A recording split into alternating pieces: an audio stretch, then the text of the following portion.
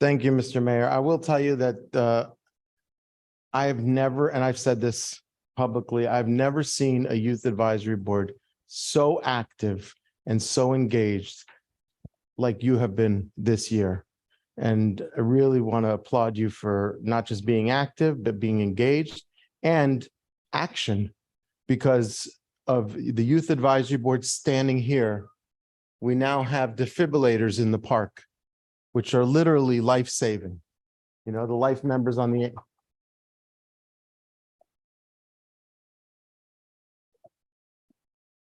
Deputy Mayor G and I had the honor of having a pizza party with you this Sunday, with many of you. And we tried the cream cheese, by the way, because of you. Yeah. It's good, but it cost me a couple extra minutes at the gym now. And really, I'm very impressed with all of you and appreciative and thankful. So Mayor, take it away. It's all yours. Got it. As the deputy mayor said, we love you guys. We appreciate you guys. You guys are outstanding.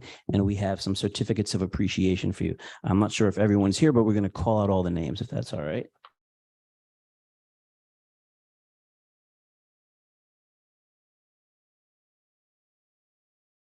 For your valuable contributions, hard work, and commitment to Teaneck's Youth Advisory Board. First up, Mr. Alfred Lewis. Nah, I can pass this to you, all right? Miss Aminata Kendra Gaku.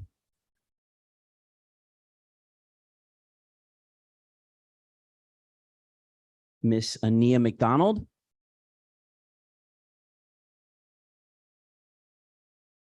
Mr. Gabriel Beitelman.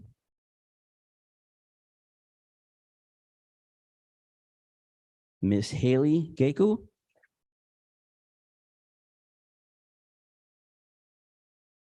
Miss Hania Khan.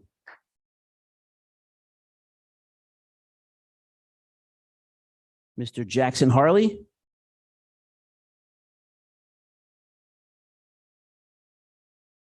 Miss Kazai Sanchez.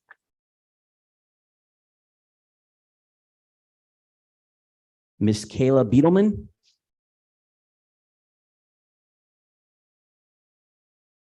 Miss Leora Pelovin.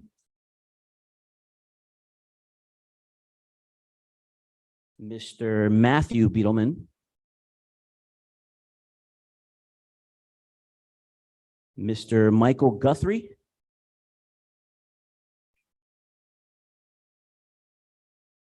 Miss Olivia Vasquez.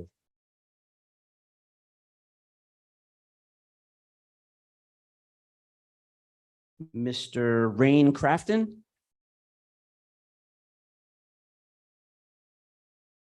And last, Miss Ivai Sanchez. Please give them another round of applause.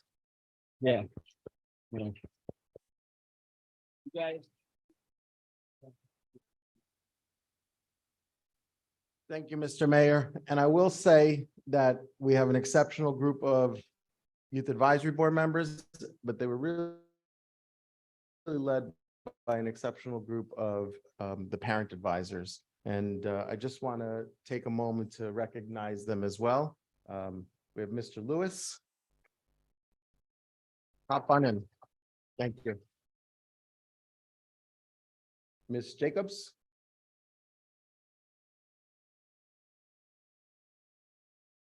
Mr. Harley.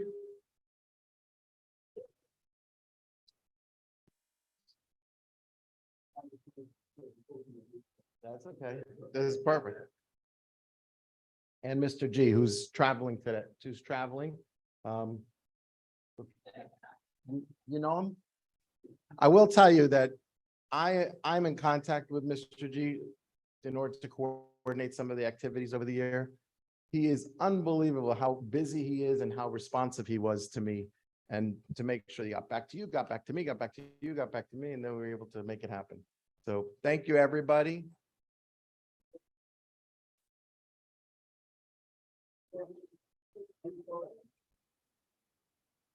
I want to say.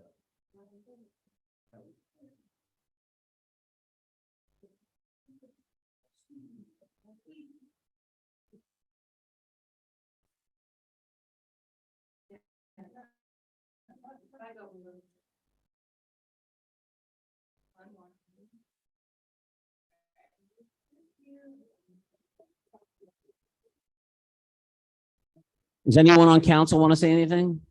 Deputy Mayor G? As Deputy Mayor Katz mentioned, I had the pleasure of having pizza lunch with many of these students over the weekend, and they are just fabulous. You all have such bright futures ahead of you. I'm so proud of what you've done here in Teaneck, and I know there's so much more to come. And I'm thankful for all of you who gave me tips. I have a rising middle schooler. He's going to 6th grade next year, and they gave me so many tips on how to prepare for middle school and high school and beyond. So thank you all. Thank you. Thank you, Deputy Mayor. Anybody else? No? Well, thank you so very much.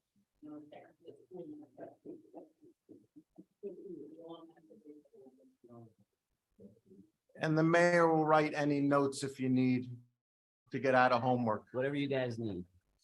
No, for tomorrow. Thank you again so very much to everyone on our Youth Advisory Board and the adults who helped guide it. Let's see, we have another presentation, certificate of recognition, Teaneck High School class of 1959 scholarship. Is that you?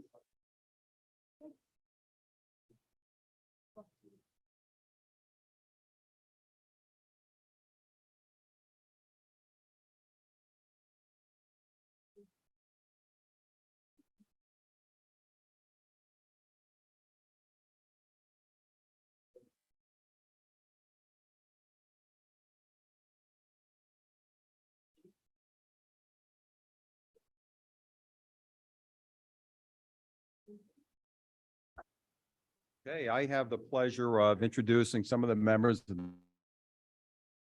1959 class, and just a little history on this. I got a call from Camille Norton, someone I've known, who's known me for all of my life, and class of 59.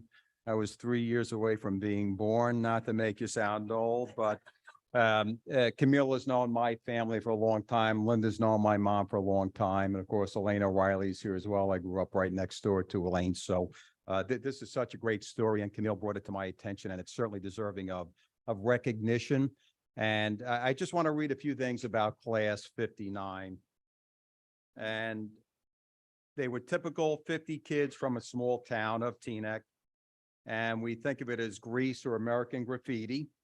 They entered 7th grade at Teaneck High School in 1953 as 11 or 12-year-olds, when Teaneck High School was a 6-year school. The school at that time was crowded and got more so as Teaneck's population increased.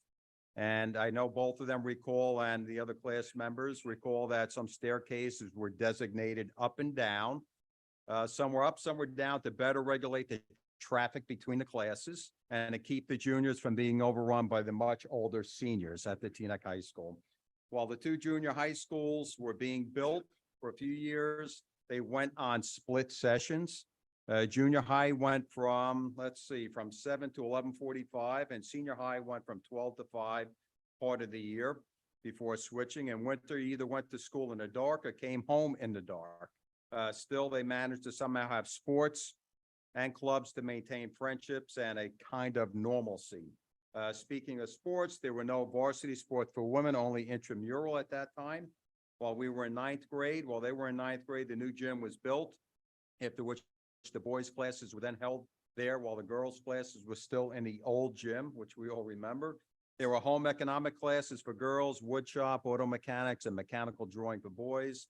Advanced classes in math and literature were newly introduced. There was no student center, no media center, no room set aside for interest clubs or organizations. In fact, the entire wing that currently houses those rooms today did not exist at all. They wore dresses, skirts, slacks, and collared shirts, varsity jackets and sweaters, and shoes with the occasional fraternity or sorority jacket or black motorcycle jacket to be seen. No jeans, shorts, t-shirts, or sneakers, except in the gym, of course. Page boys, crew cuts, clean cut looks were the norm, with the occasional pompadour or DA style hairstyle thrown in. And they all ate lunch in that cafeteria. A mere 20 minutes were allotted. No one left the campus all day. When they started their senior year, there were 48 states. Alaska and Hawaii did not become states until 1959. They lived through World War II, the Korean conflict, the Vietnam War, during which many of the classmates served, of course, the several Gulf Wars and the pandemic, of course. They're old enough to recall war rationing, gold stars and windows, air raid drills, polio, telephone party lines, the assassination of a president. And he also witnessed the first trans-oceanic jet flight, a man's first step on the moon, countless medical miracles, the introduction of computers and the internet, and lived through a monumental time in history. That class was 486, and at least, that's how many you had in the yearbook, right? 486 pictures. To date, they've lost 166 of those dear people, and the rest of them are roughly 81, 82 years of age. They held several reunions over the years, their 25th, their 40th, the 45th, 50th, and 55th, correct? The highlight of these, as it is for most classes, was, of course, the 50th, and that was held in 2009. Where was that at, by the way? Woodcliff Lake Hill, in great place. It was a wonderful time for them to all get together. Most of them are still in good health and mobile. There were many friendships that were rekindled. They were happy to organize. And after the 50th reunion, they had $2,000. This is where the story gets good. They had $2,000 left over in their committee budget. And rather than return a few dollars to each attendee, they voted to give the money in scholarships to Teaneck High School students. Mr. Andrusini, then head of the guidance department, gave them sample applications, which were used to create their own application. They interviewed many students who applied for the scholarships, and they awarded their first two at the 2010 awards program. In the process, they were so impressed by the students they met with Linda Gerdes and Camille. They decided to reach out to their classmates again the following year to see if they would support an ongoing Teaneck High School class of 1959 scholarship, which they successfully did. With the 10,000 in scholarships, they're going to award on June 12th. The total amount of scholarships they've given to Teaneck High School students is an incredible amount of $112,950. So I know they're not so sure how long they're going to be able to do this, but I'm confident you're going to keep doing this as long as you possibly can. And we're so appreciative of your efforts. This means a lot to me. This means a lot to the community. It means a lot to council. I know you do have a class website as well, and I think you gave me an invite to that, which I will connect very shortly. But I will turn it over to Mayor Pagan with the certificate of appreciation. So you guys are wonderful. Thank you for creating the scholarship fund. Thank you. Thank you for paying it forward and helping so many other children in Teaneck. We have a certificate of recognition, and I'll read it to you guys. Teaneck High School Class of 1959 for the establishment and facilitation of the Teaneck High School Class of 1959 Scholarship Fund. Thank you for aiding Teaneck's youth in scholarship, leadership, service to the community, and school spirit and diversity. We thank you so very much.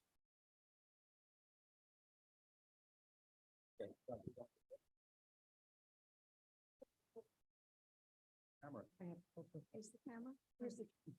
Where's the camera? Okay.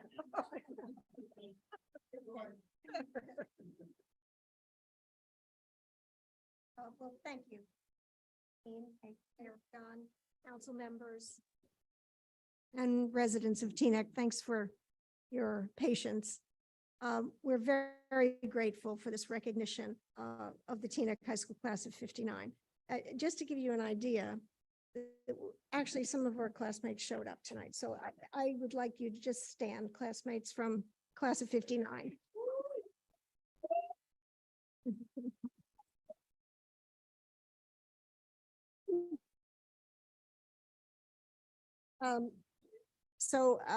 Mr. Riccione asked if we could tell him something about our class, and that's really not an easy task. There was so much to say. But I'd just like to say this. At our 50th class reunion, one of our teachers, a very dear and greatly admired teacher, said he thought there was always something special about our class. Actually, we had always considered ourselves just typical kids. We were 486 individuals when we arrived at Teaneck High School in 1953. We came from all corners of Teaneck. We lived in fine, great homes, and also small and humble apartments. We represented many ethnicities, religions, and beliefs across the political spectrum. We had varied interests, abilities, and aspirations. We did enjoy our undefeated championship football team and wrestling team and soccer team. After graduation, we went on to college or military service or trades or business and parenthood. We became teachers, doctors, police officers, engineers, attorneys, secretaries, musicians, artists, and even public officials. We had our share of successful and noted alumni, including a commissioner of the National Basketball Association and a judge at the Hague War Crimes Tribunal. Our paths diverged to find us living in almost every state, in many countries, and on 3 continents. Some of us even stayed right here in Teaneck. Our differences continued into adulthood and now into old age. Not unlike every class that came before us and every class after us. So what could our teacher have meant by special? Perhaps it was because in our senior year, a very large number of us came together to organize a club, to raise money to adopt, in quotes, and support a small child from a war-torn country. Perhaps it was instead of dedicating our yearbook to an individual, as is the custom, we chose to dedicate it to world peace. I recently received from a classmate a copy of a proclamation from this very Township Council on the occasion of our 50th reunion in 2009. In that document, there's a phrase which I think may explain what our teacher may have meant. It says in part, quote, "The class of 59 achieved unity of purpose while respecting the diversity of its members," end quote. So despite our differences in circumstances, lifestyle, beliefs, politics, regardless of how and where our lives have diverged, we manage each year to come together to do this one good thing. And of that, we are extremely proud. And we always hope it inspires other classes and other groups to do the same. So on behalf of all of us, on behalf of my classmates, we thank you very much.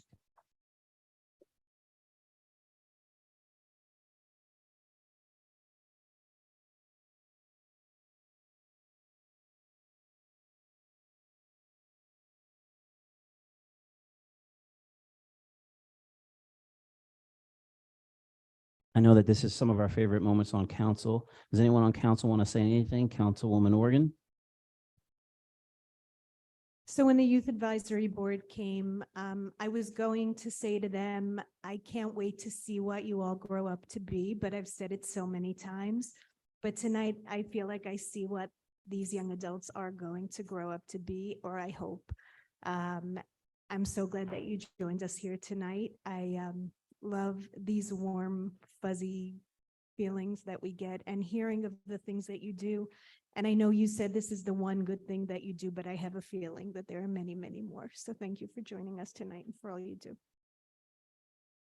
Anyone else on council want to say something? Council Belcher? Say, it's a major milestone to be able to celebrate a class of 1959 and just congratulations. I mean, I think that you guys have, I think just listening to the contributions that you had, the memories that you had, kind of paved the way for a lot of additional classes and the mindset of our community. So thank you for coming out and sharing tonight. Mr. Schwartz? What happened to the kids you adopted?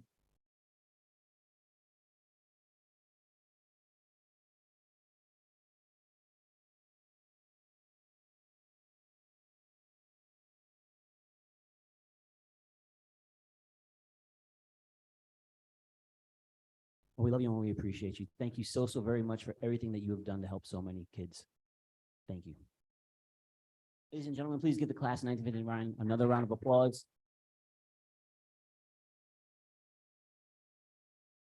All right. right, the next order of business is miscellaneous. Does anyone on council have anything for miscellaneous? Deputy Mayor G.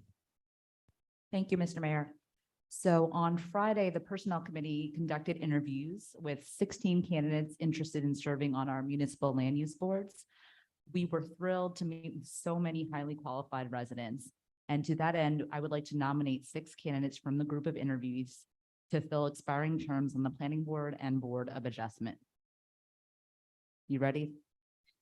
So first, I'd like to nominate Lucria Ortiz as the Class 4 member of the Planning Board with a term from July 1, 2023, expiring June 30th, 2027.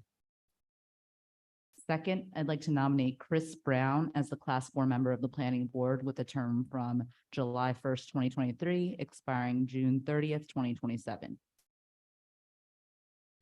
Third, I'd like to nominate Dwayne Harley as the alternate number 2 member of the Planning Board with a term starting from July 1st, 2023 and ending on June 30th, 2025. Got it. Now for the Board of Adjustment, I'd like to nominate Shakat Sheikh as the regular member of the Board of Adjustment with a term serving from July 1st, 2023, ending June 30th, 2027.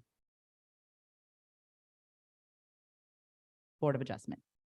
Next, I'd like to nominate Michael Klatsky as alternate member number 1 of the Board of Adjustment with a term starting July 1st, 2023, ending June 30th, 2025.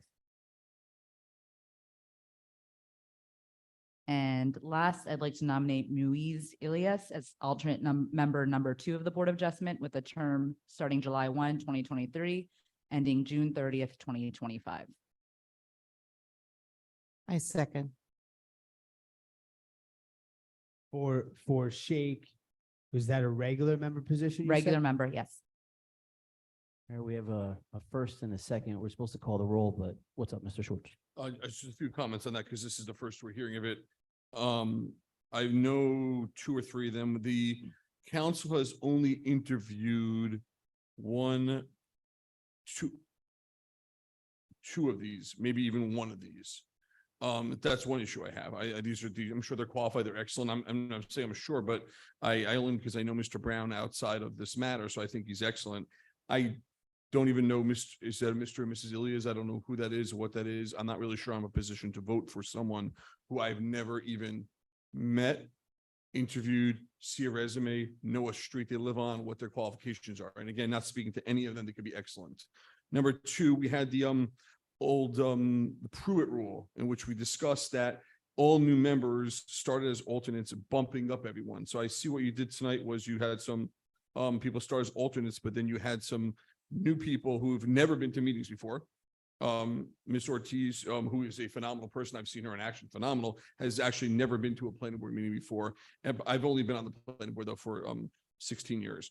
And the concept of the Pruitt rule was that they'll start as alternates of bumping up people. So I believe, for example, we recently elevated Mr. Brown, and I know Miss Wilkerson is as alternate. It looks like one of the people as a full member on you're jumping over Miss Wilkerson. Letitia Williams is a alternate. Looks like you're jumping over her. So this is something that we've always done at the behest of former Deputy Mayor Henry Pruitt. So I just like your comments on the fact that on those two matters, if you don't mind. Those are my comments. Well, go ahead. Go ahead. Re the Pruitt rule, I think for me, it's not a hard, fast rule. It's about looking at skill set in addition to experience. And there were some people that we interviewed that just had a really, really strong skill set that I believe would add value in a full regular member position rather than starting at an alternate. So we considered skill set in addition to experience. Yeah, and just so everybody knows, there's a motion on the floor. There's a second on the floor. When that happens, according to parliamentary procedure, we have to vote. We So, can't have allowing that discussion on the comment. motion? You can, but according to parliamentary procedure, you have a first and a second, so you're supposed to call the vote. But you want to make a comment? Please feel free. Yeah, no, I think that may be wrong, although we can ask the attorney, but when there's a motion on the floor with a first and a second, we usually have discussion on the motion as well. No, not according to parliamentary procedure. Counselor? Yep. Okay, then I'll, okay. I mean, I'm always ready to vote.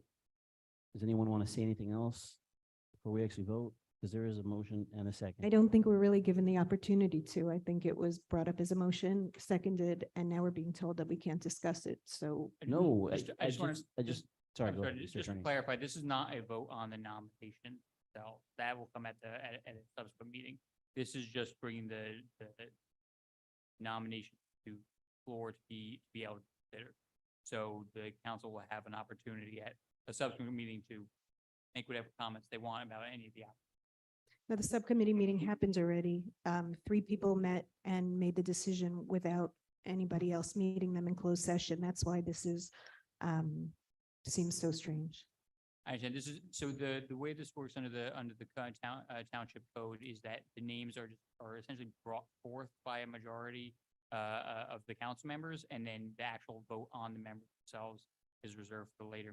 So there's still an opportunity for everyone to comment, and if any of the council members want to meet with the applicants, they're entitled to. So Or So- introduce any other names if they want. Sorry, what did you say, Sorry? Ms. Goldberg? Or, I mean, anyone can introduce any names. I think it's just the fact that the subcommittees have 3 people on them for a reason. They can't have 4. And so the subcommittees met with people on Friday. We just had closed session for an hour and a half, and this, the way that it's being brought forth is not very transparent. I guess that's the feeling. Your comments are duly noted, but I respectfully disagree because we've interviewed over 50 people for our advisory boards and statutory boards for the past couple of months. But I understand what you're saying. I hear what you're saying. The others were brought forth to us in a very nice chart with different colors on it, and we discussed it in closed session, and I this hear what is, you're saying. I hear what Okay. you're saying, but I know all of these people. I've known them for years, and I'm pretty sure that if you guys see them, you will recognize them. If you look at their resumes, you will recognize them. I'm given the resumes. Well, just in general, these people have been in town for a long time. But all right, Can we send them the resumes, Doug, please? so there's a motion and a second. Can we vote individually? Nah, let's just get it done. I mean, Yeah, are we gonna go through the just, RFQ and yeah. RFP process all over again? No, I'd like to just vote on all of Yeah. it. She made a motion, there's a second. Yeah. So I'd Isn't like to this, call the this roll. is just a nomination, so you can vote separately Right. if they're introduced. and if there's anyone else that anyone else wants to introduce, all their Mr. Clerk, please call the roll. Councilman Schwartz, I'm gonna abstain. Councilman Belcher, Yes to all. Councilman Goldberg, Yes to all. Councilman Organ, No to all. Deputy Mayor Katz, Deputy Mayor G, Yes to all. Mayor Began. Yes, and since we're doing this now, I would like to nominate Councilwoman Denise Belcher as the Class 3 member, council liaison to the planning board with a term from July 1st, 2023 to June 30th, 2024. And after attending maybe 1 or 2 meetings myself, I would like to appoint Councilman Schwartz as my mayor's rep. But for now, this Councilwoman Denise Belcher is the Class 3 member. Is there a second? Second. Planning board. Class 3 member, council liaison to the planning board. Yes, sir. All right, we have a first and a second. Please call the roll.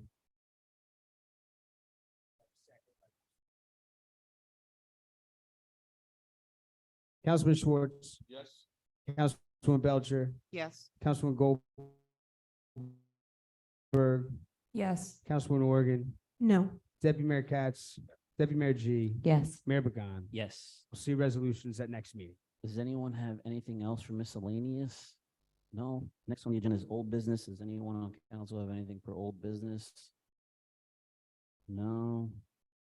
Next on the agenda is new business. Does anyone have anything for new business? Mine will be under committee reports, my new Okay. business on the committee. Thank you, Mr. Schwartz. Next up, committee reports by council liaisons. First up, American Legion Drive redevelopment community meeting. The American Legion, we are having a community meeting on June 28th, 7 PM at the library for the American Legion Drive redevelopment area. So please note your calendars accordingly. The presentation will be led by the proposed developer. He'll go through his plans that was drawn up, and that was presented to the town. This is, of course, all preliminary. There'll be conversations about the settlement with Stop and Shop. And please note your calendars. This will be the first of hopefully several meetings as we work on revitalizing that area. All right, I think you have the second item, right? Yes. Zoning subcommittee meeting minutes? My subcommittee minutes were presented in that report. There's a discussion about a rezoning of parts of Cedar Lane. The subzoning committee wants to start the conversation of rezoning parts of Cedar Lane to be designated by the planner, but in the general area of Queen Anne Road towards Teaneck Road. So we're not talking real about the primary business district. Please read the full report, and we're looking for some nodding heads for our planner to start making his comments on what would be appropriate, what would not be, to then be brought back to the full council. So if I can just get some nodding heads for the subzoning committee to continue these conversations with our planner and our experts and report back to the council. Nodding heads, those heads, those get some deep nods. Okay, that's good. Thank you. Thank you, Mr. That's my Schwartz. report. Does anyone else have any committee reports? Ms. Organ? Patriotic Observance Advisory Board. Hi, Colonel McGilchrist. The Patriotic Observance Advisory Board has met a few times in the past month or two. First, kudos to everybody who worked on the Memorial Day event. It was very moving. It was indeed. And it seems like the committee is energized now and moving ahead with two projects. The first is a veteran database. And anybody who is a veteran in town can sign up with the clerk. And also a military banner program that we're starting where we hope to hang banners depending on the cost each year around Veterans Day, to start hanging banners either by the armory or on our main roads. The committee would love if people would submit names for consideration, pictures to be hung so that we can really honor our veterans on Veterans Day and see their faces all over town and appreciate them. So information will be going out on both of those things. And then we look forward to the July 4th parade, which is up next. Thank you. Thank you, Ms. Organ. Ms. G? The advisory board on community relations met this week. Really proud of the work they did to put together the Pride event earlier this month. But just two quick takeaways. They'd like to get time on the agenda, Doug, first to do a presentation on implicit bias, and then second to do the Matthew Feldman Award presentation. That's it on that one. And then was just going to share, well, I already mentioned it earlier, but Personnel met, interviewed 16 candidates, and that's where the nominations came from. Look forward to discussing next meeting. Thank you, Deputy Mayor G. Councilwoman Belcher? Yes, thanks, Mr. Mayor. I just want to give an update that for the Stigma-Free Advisory Board, we had to postpone our run for June 9th due to the smoke coming from Canada. So they thought it was best to really reschedule that. So please just stay tuned for our new date will be announced soon. And we do encourage people to come out to participate in the Stigma-Free Awareness Walk. Also, just want to remind everyone the Historic Preservation Commission has an interactive map. It has been placed on our website and it's up and running, and we encourage everyone to partake in it. Thank you. Thank you, Ms. Belcher. The next order of business is council listed items, Athletic Fields of America. Councilwoman Organ? So as discussed, we're going to bring them in to do a presentation, I think in August, right, team? Okay. All right, thank you, Ms. Organ. Next up, naming of the Senior Center Building, Councilman Schwartz. Yes, so as many people know, our 1425 Teaneck Road Senior Citizens Affordable Housing Complex is underway. The construction is ongoing, and we hope to be occupied by the end of next year. As the town has a stake in this, the developer has reached out to discuss what name we like to name the building. And as such, I'd like to make the motion to nominate or to name that this Lizette Parker Senior Citizen Center. Second. Mr. Clerk, if we can work on a resolution for that for the next meeting, and I'll work and speak to the developer on that, Mr. Manager. Thank you for that, Mr. Schwartz. Next, under council listed items is band shell dedication, Councilwoman Belcher. Okay, yes. So we all know that Voti Park, where we all love so dearly, is receiving a brand new park band shell. And we kind of like wanted to talk a little bit about honoring our Senator Loretta Weinberg by dedicating the band shell in her honor as our New Jersey State Senator and former Teaneck Council member. We would actually, once it's completed, we would actually place a plaque that says for her invaluable contribution to our community. The Senator Loretta Weinberg band shell will provide opportunities for cultural diversity in Teaneck and surrounding areas for the enjoyment and entertainment for all. So I make a motion that we actually name the newly constructed band shell in honor of Senator Loretta Weinberg. I'll second that. Thank you. Doug, you'll work on it? Oh, even better. So- No, but I mean, you'll work on the documentation. You'll work on the plaque. Cool. All right, let's see. Next order of business, Township Manager's Report. Mr. Kaczynski, the floor is yours. sir. Thank you, Mayor. I have a couple of things to cover here. Some of it may be repetitive, but they're important to bring up again. Our thoughts and prayers remain with the Batista family from Teaneck on the passing of Mark Batista, a firefighter from New York. He was 39 years old. Passed away during the week at Avon by the Sea while attempting to rescue his daughter who was in distress in the ocean. The mayor, the police chaplain, and I stopped at the Batista residence yesterday to pass on our prayers and support from the Teaneck community. We spoke to some relatives there. Big thank you again to the Patriotic Observance Advisory Board, our police department, our fire department, the Teaneck High School band for a moving and inspiring Memorial Day ceremony on May 29th. So thank you very much. Colonel McGilchrist, thank you as always for your efforts. Thanks to everyone who attended the Race Amity Day on Sunday. The team truly represented, what Teaneck is all about and why it's such a great place to live. A couple save the dates that are important. The 4th of July parade, of course, is coming up on Tuesday, July 4th at 9:30. The parade starts at Queen Anne Road and that works its way down north to Colonial Court. That's going to be followed by Family Fun Day with rides and events at Voti Park. After receiving some requests to open a splash pad during the week prior to June 17th, we were able to find an attendant. So the splash pad is actually open Monday through Fridays now from 11 to 4. And then starting Monday, June 19th, it's open full-time from 10 a.m. to 8 p.m., as well as the Voti Park pool. We had a confidential paper shredding event on Sunday. The next one is scheduled for September 9th and 10th.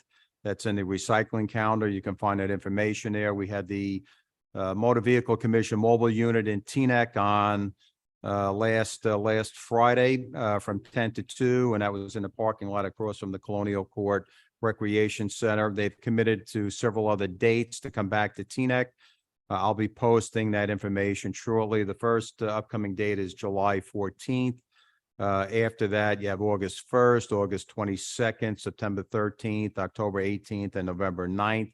And what I'll do is I'll publish the link that allows people, and there's very limited appointments available, I believe 20 or 25 for the real IDs. So as soon as I publish that link, once you get it, you have to hurry up, go online, make your appointment to get in to get the real ID. I had mine processed last week. Takes about 30 days to receive it in the mail. We have a business development meeting coming up on Tuesday, June 20th, and that's from 5:30 to 7:30 p.m. And that's going to be in the auditorium at the Teaneck Public Library. Attendees can learn about grants, loans, and other programs that, of course, would benefit businesses. We're going to have reps from the Economic Development, New Jersey Economic Development, Bergen County Economic Development, and people from the Chamber of Commerce as well. This is sponsored by the Township of Teaneck and the Teaneck Chamber of Commerce. As the mayor mentioned, the Teaneck Master Plan kickoff takes place tomorrow evening at 7 p.m. in the library auditorium. This is a hybrid format. The Zoom information is on our website. The Juneteenth Silent Walk takes place at 8 a.m. This Saturday. It's going to start on the Hackensack side of FDU, and that will go to the burial ground on Pomanda Walk. Again, we have all that information on our website. Then come to the library on Sunday, June 18th at 2 p.m. to hear the final readings of 19 Days of Juneteenth, and that's going to be followed by crafts for children as well. Monday, June 19th at noon, we have the Juneteenth flag raising, and that's going to take place at Votey Park. That'll be followed by a concert celebration by Teanac's very own Reggie Pittman and the Lauren Daniels Quartet. That's going to take place at 7 p.m. at the Teaneck on the Teaneck Municipal Green.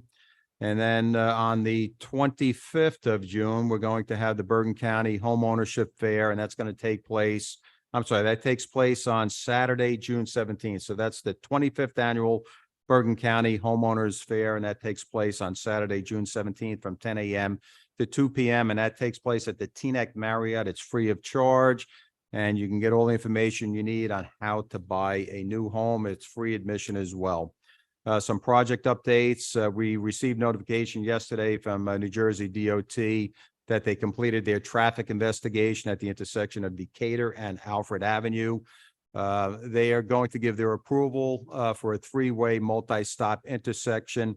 It will require a supporting resolution from council, which will be on the agenda for the 27th. And once that's done and I show them proof of the supporting resolution, they'll install the new signage in that area. Again, they're responsible, as everyone knows, DOT is responsible for 500 feet from these intersections or the off ramps and on ramps by the highway. By putting the three-way stop, again, the new stop will go in on the southbound side at the northwest corner, but that will stop traffic going south towards the highway and allow traffic. Decatur and Alfred. Right by where the new project is at. By Miss Baker's house. No. Traffic coming off the highway will have the right of way. Everyone else will have to stop. So that should help to prevent accidents in that area. So repairs to the Phelps Park Trail are complete. There's a new asphalt path that was installed. We're going to replace the asphalt walking path at Brooks Park later this year as part of our resurfacing program. We're ahead of schedule with the 2022 roadway resurfacing schedule. Concrete work was completed on 14 streets. And by this Friday, we'll have 11 streets milled and paved. All concrete work at the band shell is done. The asphalt work is going to be completed this week. Conduit lines are in place. We're designing the sound system there, and we anticipate that project to be done by late June. Votey Park basketball court as well is moving along nicely. All that concrete work is done. The asphalt base is complete. Fencing will be installed next week. Final paving will take place in about 2 weeks, and they have to put a special seal product down, and we anticipate that project to be done by late July. Going out to bid in July for the new lights at Votey Park at the tennis courts. The Beverly Road Municipal Parking Lot resurfacing project is going to be awarded to a contractor this evening. Lot's going to be completed before year's end, and this is the parking lot at Beverly and River Road. We're also going to install conduit for EV charging stations there. We're finalizing bid documents for the North Votey Park restrooms. That's going to go out to bid next week as well. We're going out to bid very shortly for the Votey Park Shade and Shelter. That should go out sometime in early July. We're moving forward with the environmental resource inventory. The second meeting with the EC will be scheduled for June 15th, and that's going to discuss goals and objectives for the inventory. And we're going to be digitizing our stormwater system. The mapping usage, we have a grant from NJDOP, so that's underway. I recently appointed 3 new alternate route police candidates since our last council meeting. We welcomed Christopher LaChance, William Carbajal, and Dominique Sanchez to the Teaneck workforce family. And we submitted our grant for the 2023 spotted lanternfly chemical treatment program. So we should get about $15,000 for that, and that should help us combat the lanternflies this year in Teaneck. That's all I have, Mayor. Thank you, Mr. Manager. The next order of business is our Township Attorney's Report. Mr. Salmon, the floor is yours. I have nothing new at this time. Thank you. Thank you, Mr. Salmon. Our next order of business is a public hearing and adoption of ordinances. Mr. Clerk, please read the titles of the ordinances into the record. Mr. Mayor, Yes. we were waiting for a report on the lithium ion battery. I'm sorry. Yes, I'm sorry. You didn't I, include that? I'm sorry, my bad. yeah, I left it out. I have Chief Sorry about Berchtold here, and he recently presented to our department heads a very important video. It's a short video, but it's about lithium ion battery safety. I saw it, and once I saw it, I said, Chief, you have to come. This is something the public needs to be aware of, needs to know about. So it's about 5 minutes, and the Chief, I'll turn it over to you. Thank you, Chief. Sorry about that. Council, good evening, Brett. As you know, lithium ion batteries have been around since the 1990s. They're very safe. We use them in a lot of our projects every day, from our cell phones to our computers, to our vacuum cleaners, to drills, to what have you, cars, e-bikes, and scooters. And for the most part, they are very safe. There are very few incidences, very few problems with these devices. However, there's some key safety factors we need to be conscious of and be mindful of. And we also need to be mindful that when they do, and if they do catch on fire, they burn very violently. They produce flames and temperature over 2,800 degrees. And when mixed with water, produce hydrogen gas. So some things to think about and remember. One, you should never charge a device or battery without an approved charger device, so UL approved. Be careful with Amazon, although a great device, buying stuff. Be careful of the aftermarket batteries you're putting in your devices. If they're approved, they're not approved. They can be a problem. Be careful about rapidly charging your battery or discharging. That rapid and re-rapid charging can cause that battery to fail. Be careful of where you place your device to charge. You should never leave your device charged unattended and overnight. For example, especially in couches, blankets, pillows, any of those type of things. When you're charging that device, it should be in plain sight, visible on something like a table. Some things to watch out for or look for if you start to notice any type of problems with the battery. Some of the things or warning signs that will give you an indication that something is going wrong. Maybe a hissing sound, an off-gassing sound, a white smoke, a popping, heat buildup of the device itself, a sweet bubbly gum odor smell being given off by the device changing shape, color, leaking, or any other types of noises. That device is telling you it's starting to malfunction. You should remove the device, stop charging it, and put it in a safe place or a place where if it does catch on fire, it's not going to pose a huge problem or hazard. Especially with the e-bikes and scooters. In New York City, they're having a huge problem. Why? Because when they come home with the e-bike or the scooter, they put it right inside the front door, and that's where they're charging the device. And when the device fails, it's not only blocking your means of egress out of your apartment or space, it's also preventing the fire department from going in.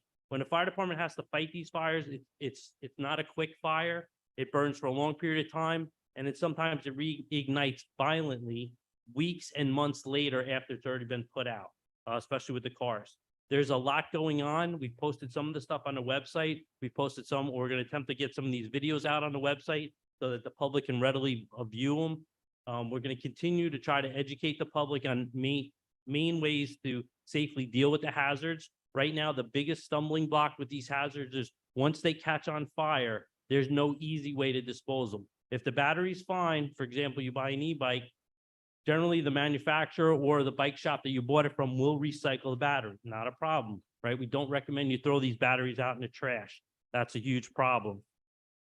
If they do catch on fire, however, it becomes a little bit more of a hazardous waste problem, and we have to deal with it. We have worked in conjunction with Bergen County Hazmat Team to ensure that we'll be able to help the resident in getting rid of that damaged or disposable battery. With that being said, I don't want to take too much more of your time. I have two quick short videos that are just going to drive home some of the points we talked about. Each one is only about a minute, minute and a half long. So if we could play those videos.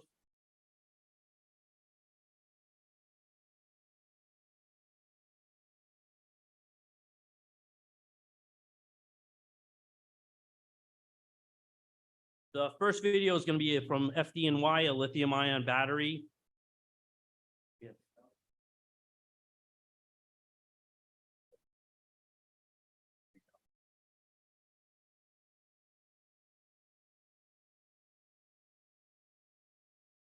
You might want to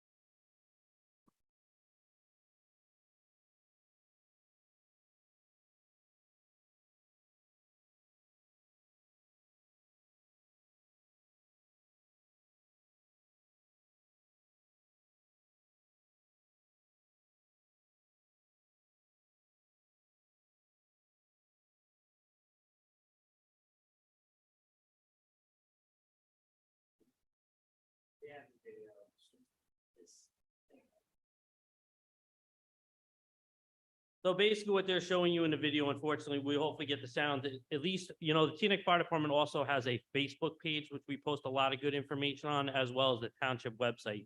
The Facebook page is a little bit easier to post the stuff. So what they're showing you is the different types of lithium ion batteries, how quickly they catch on fire, how violently, and how erupt that they explode. Again, if you notice any of these warning signs, unplug the device, get the device out of your home, put it in a safe place. So if it were to ignite, it's not going to be hazardous. The smoke is extremely toxic, more toxic than a residential fire because of all the chemicals. Yes. Yes.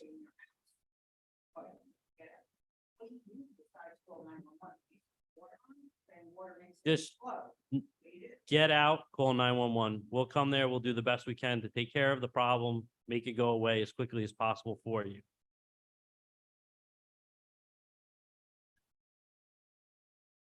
Water and lithium ion batteries do not work well together.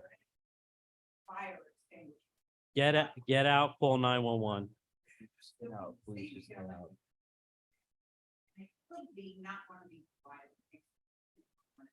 And if, No, ma'am, we appreciate your questions, but we're trying to let the chief get through his presentation. the best thing to do is call us first. Call us 911 because listen what happens, right? If you were successful in putting out, great. We'll show up and go, wow, awesome job. Thank you very much. Good job. You put it out. But if you don't, it may not just be your floor. It might be your entire house and anybody else that's still in your house. Yes, Ma'am, the Ma'am, smoke I'm- can, ma'am, I'm the sorry, smoke I'm can sorry, kill you. just have to get out. It's not worth the risking. your smoke life. can kill you. It will kill you. And I'm sorry, we're trying to get through this presentation. We're not taking questions right now. No, we appreciate it. but Sure. Please just get out if that ever This happens. to you. video is just going to be a bunch of different clips of a bunch of different types of lithium ion battery fires and how violently and how quickly they explode and take off. From everything from a cell phone in the beginning on a dashboard, you can see it's an iPhone. Again, overheating to extreme temperatures, 32 degrees and 140 degrees. Lithium ion batteries don't like to be super cold and they don't like to be super hot. You leave your cell phone out on your dashboard of your car, this is what can end up happening. And then they'll show you the e-cigarettes, which are slightly different. They manufactured a little bit more violently because they're closed in that capsule. You can go ahead and play the video. There it goes. There's your cell phone on your dash.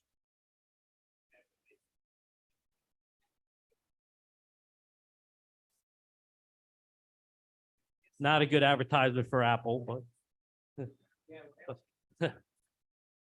they do make a very good product. Here's your, if you look in the right-hand corner of the desk, same thing, cell phone.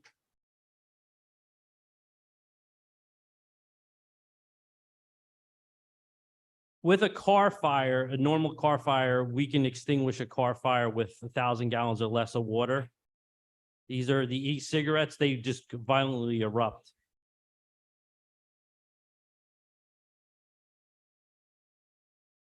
Power banks are something new. They're coming to your, your backup battery for your cell phone, your computer device.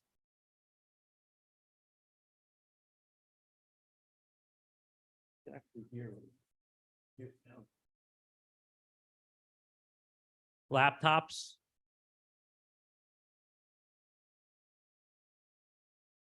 And that's the thing. It's a metal, and when the metal reacts and creates this fire and this hydrogen gas, it explodes and violently erupts. So it shoots flaming hot sparks, so it spreads the fire. Sometimes there's warning, like in this case, there's some pre-warning, it's starting to smoke. He tries to unplug it the best he can and then get his family out of the house.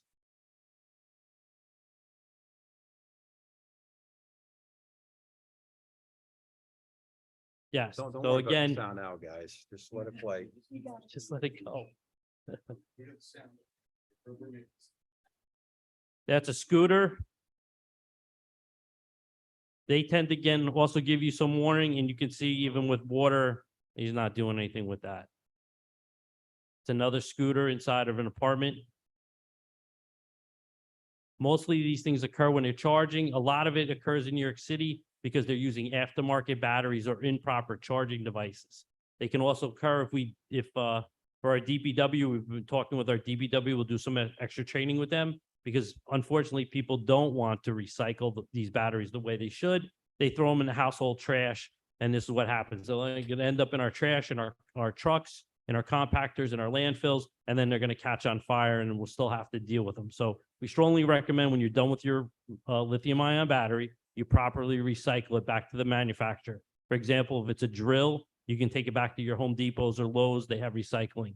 If it's your cell phone companies will take care of the recycling for you. If it's your laptop, it's same thing, like a laptop store from where you bought it, e-bikes, e-bike store. And then the other thing that's coming is your battery power banks for your power failures. You're seeing a lot of these in your garage. They're called power walls or power devices. They're your backup battery instead of actually having a generator. And again, they're just multiple lithium ion batteries sitting inside your garage in case of a power failure.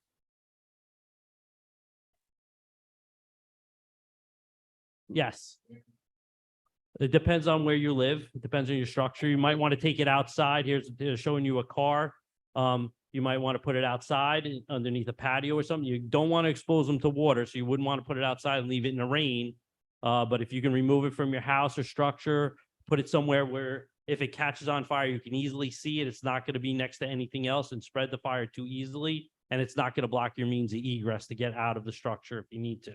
Yeah, and ladies and gentlemen, I'm really sorry. We're not taking questions right now on this because this is a presentation, but the fire chief always sticks around for our meetings and you can always reach out to him, but he sticks around for our meetings and you can ask questions during good and welfare. And sorry about that, chief. Just wanted to remind everybody. And that's all I have for tonight on lithium ion battery. Thanks, Joe. Thank you, chief. Does anyone on council have any quick questions for the chief? No? Chief, thank you so much. And I apologize for skipping that. All right, Mr. Clerk, back to our next order of business, which is public hearing and adoption of ordinances. Can you please read the titles of the ordinances into the record? Yes, sir, Mayor. We have three ordinances that we are publicly hearing this evening. First up, we have ordinance number 26-2023, a bond ordinance providing for various 2023 capital improvements by and in the township of Teaneck in the county of Bergen, state of New Jersey, appropriating $9,886,000, therefore, and authorizing the issuance of $9,414,300 in bonds or notes of the township to finance part of the cost.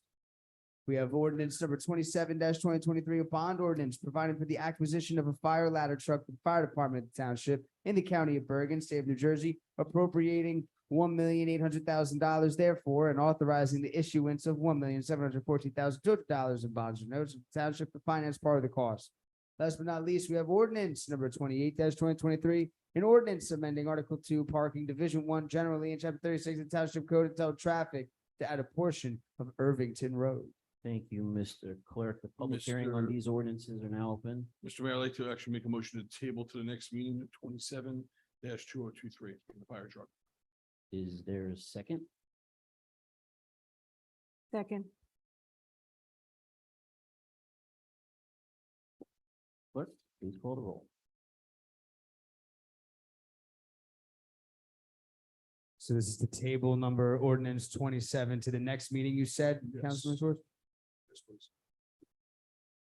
We have Councilman Schwartz. Yes. Councilwoman Belcher, No. Councilwoman Goldberg, No. Councilwoman Oregon, Yes. Deputy Mayor Katz. Yeah. Deputy Mayor G, No. Mayor Pagan. No. All right, so we're gonna continue to vote on that, but let's see, public hearing comes first. So the public hearing on these three ordinances are now open. Any member of the public wishing to be heard on any of these three ordinances can please come forward and state their names for the record. Comments or questions shall be limited to 3 minutes per person. Is there anyone in, Mr. Rose?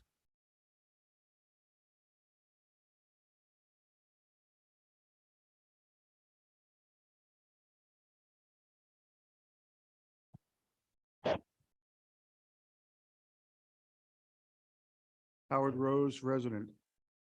Regarding the two ordinances for bonds.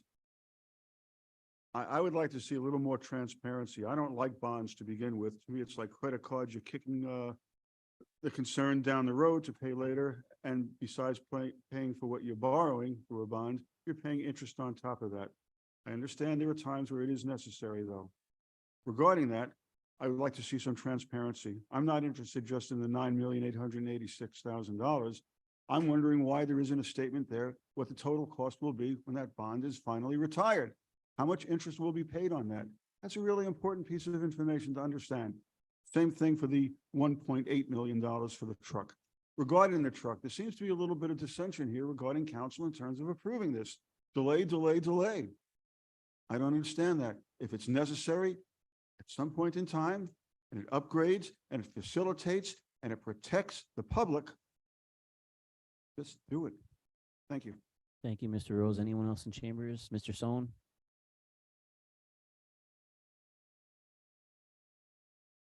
Alan Sohn, Teaneck resident, regarding ordinance 272023. We've already seen other purchases that have been delayed where delaying the purchase, whether it's the facade of the Rota Center, whether it's the greenhouse for the garden club, where delay increases the cost. This is going to be the same with this fire truck. There was a period of time, there was a point in time where Teaneck high-rise buildings were pretty much concentrated in one place. They are now all over the township. I've heard there's a lot of talk going on about lithium-ion batteries and their risks. There are risks to fires in every situation, but having an additional ladder truck, being able to replace the ladder truck, putting that on right now, knowing that it's going to take multiple years to get this ordered, is the responsible thing to do, especially as there are new buildings coming up, especially as there are new buildings coming up in all parts of this township. We need to have that ladder truck available. And I hope that if anybody has any questions as to that need for a ladder truck, that we consult the experts, perhaps they might even be in this room, and ask them if they want to have that now, or if they're willing to wait till next year. Vote yes, approve this, do this for the residents. Thank you. Thank you, Mr. Sohn. Anyone else in chambers? Ma'am in the back? No, you'll be next, Anna. Sorry. And please remember, ladies and gentlemen, it's just for these three ordinances. My name is Ann Ediger. I'm speaking on behalf of the Garden Club and in favor of the. Oh, ma'am, not to interrupt, but Yeah. we're going to do that after this. Oh, I thought that was one of the ordinances. Wait, I'm sorry. My bad. Sorry. And we're going to support it. Sorry. My I'm bad. speaking on behalf of ordinance number 26, 2023, which is one of the three, I believe. And we've spoken here before, and we just want to re-emphasize the absolute value that this approval of this ordinance is going to give to the Teaneck, and to ask your support for it once. Thank you, ma'am. Anna?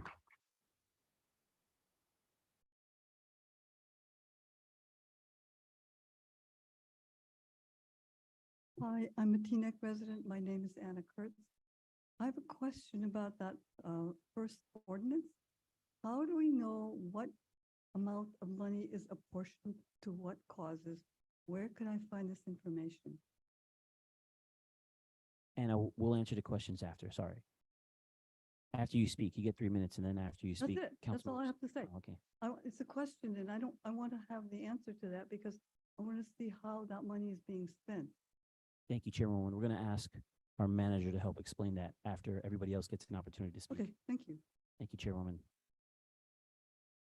Dr. Powers, do you have a question? No, I'm going to go back. I just want to make sure everybody in the room has an opportunity to speak. Does anyone in the room want to speak on these three ordinances? Dr. Powers?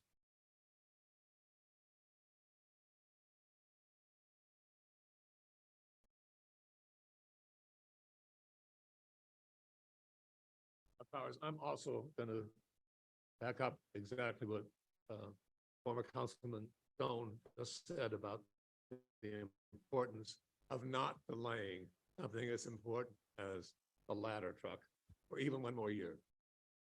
As the huge structure beside Margaret Baker's house goes up and the cranes sway across Decatur and so forth as that happens, it's very clear that this town, in direct contradiction of its master plan, built a 6-story building where there's no question but what we are meeting, as the manager just said tonight, to do something about the incredible traffic that will now be generated there. And the height of that building will definitely need that ladder truck. And point that Mr. Stone made about the fact that these tall buildings are all over the town at this point, given prior decisions been made by prior council to delay this. And we do need 5 votes on it, I believe. Delay this would be a serious mistake. And those members of the prior council who put Ms. Baker in jeopardy certainly deserve to give her the additional protection of the ladder truck as soon as possible to bring her home. Thank you. Thank you, Dr. Powers. Mr. Clerk, do we have anyone on Zoom? Ms. Cheryl Hall, you're free to unmute. Okay, thank you. Can you all hear me? Can you turn her up just a little bit, Mr. Ron? Wow. 1 second, Cheryl. Give me a test 1, 2, Cheryl. 1, 2, test. That sounds awesome. Okay, wonderful. Well, I want Cheryl Hall, resident here of Teaneck, and I want to strongly encourage all of our wonderful council members to vote yes in the affirmative for a fire truck, a new fire truck for here in the township of Teaneck. One is, my understanding is that it will be more money in the future. So we have to do this. It will cost us more money next year. There's no benefit in delaying this. Also, we really do owe it to all of the current and future residents of the township of Teaneck to keep them safe. We need to look at everyone's future, not just the here and now, but the future expansion within the town. And this is only going to help and protect residents of the township of Teaneck. We realize that this is going to cost money, but it's going to protect everyone. This is money well spent out of all of the things that we do. Definitely protection from fire is needed. Also, I think given the rapid rate of development that is taking place within this town, makes it necessary for us to make sure that our infrastructure is in order. And making sure that infrastructure is in order, fire is definitely a part of that. We can't just continue with the status quo. Things are changing. In 4 years, development is even going to be more. We're not going to be ready for that if we don't order the truck now. So I encourage you all to vote yes. There is no benefit for anyone in this town that plans to be here in 4 or 5 years to vote no. So I do encourage everyone to vote yes for the fire truck. Thank you. Thank you, Ms. Hall. Mr. Clerk, do we have someone else on Zoom? No one else on Zoom? Anyone else in chambers want to speak on this? No, public hearing is closed. Anyone on council want to respond? Yes, Mr. Mayor. Mr. Schwartz. Okay, a few comments. We're floating the bond of $9.886 million, which includes a new fire engine. It is one of our largest, if not our largest bond offerings ever. Mr. Manager, is that correct? Yes, that's correct. So, for those who are asking Mr. Rose, in the agenda, you'll see a list of a breakdown of what's included. It may not be overly specific, but there is at least some breakdown. I don't know where we are. If you'd like to take a look. I asked the table the fire truck because frankly, this would take a $10 million bond and make it close to $12 million bond. We spent the last years hearing about our reckless, our borrowing. We are already purchasing a new fire engine in this bond. We just purchased 2 new squads. We got delivered 2 years ago. That's 3 new fire engines. We currently have a fire truck, 2 of them actually in town. I asked to table it so we can work on the funding and the financing so we can afford to do this. Otherwise, we'll be borrowing. We need to be fiscally prudent with our money. Just because we could borrow doesn't mean we need to borrow. Rates are also expected to come down in the next few years. So the fact that the cost is going up is not entirely true. I'm also a little perplexed because we're hearing about high rises all over town, which I pushed to develop, but yet I was always told I'm only putting them in one part of town. Now we hear they're all over town. We have a ladder. We actually have two ladders to go ahead and bond $12 million during one of the highest interest rates we've had in almost decades is irresponsible until we have the funding lined up. I say that as a council member for the last 12 years. I say that as a firefighter for the last 23 years. That's why I asked to table it, that we can hopefully include it in this bond offering in several weeks once we know where the funding is to pay for it. Thank you. Thank you, Mr. Schwartz. Ms. Belcher. Okay, so, we just had a riveting presentation by our fire chief about the dangers of lithium iron batteries. And I'm in favor of this fire ladder simply because I believe the protection of our residents is paramount.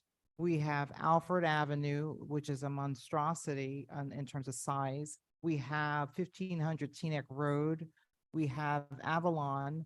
We have a senior housing facility that's under construction. So I think it's prudent for us to, and basically good common sense, to protect our residents. Because if we build it, we must be able to fight a fire in it. So I'm in favor of it. Thank you, Ms. Belcher. Ms. Organ? So there seems to be a little bit of a campaign of misinformation, and just for the public, there is a fire engine being purchased. There was a conversation last year that there wasn't water at headquarters and there needed to be an engine at headquarters. And when we started working on the budget, we did ask the fire department if they wanted a ladder or they wanted an engine this year, and they chose the engine. And for everybody in this room, we have a working ladder truck, and we have a spare ladder truck, and we have a mutual aid agreement that we're going to vote on later in this meeting with Englewood and Hackensack, who have ladder trucks who come. We are not leaving this town unsafe without a ladder truck. It's just, if you look at the budget, even if you look at 26 and you look under descriptions, there are items for the police department, there are items for the fire department, there are items for the DPW, and there are items for the garden club. And so everything is divided. And when we went to our leaders in the fire department and said, would you prefer the ladder or would you prefer the engine? They chose the engine for this year, and the ladder can be on the agenda for next year. I have 4 people living in my house. I'm currently sharing a car with my 19-year-old and my 21-year-old because I returned my lease, and I'm not paying top market for a car in my own home. I'm here tonight without a car. Not that anybody should feel bad for me, but there are times when it's okay to spend more, and there are times when maybe we wait a little while and we're a little bit fiscally conservative. People are screaming that prices are only going to go up. I hope for everyone's sake here that prices on things start to come down.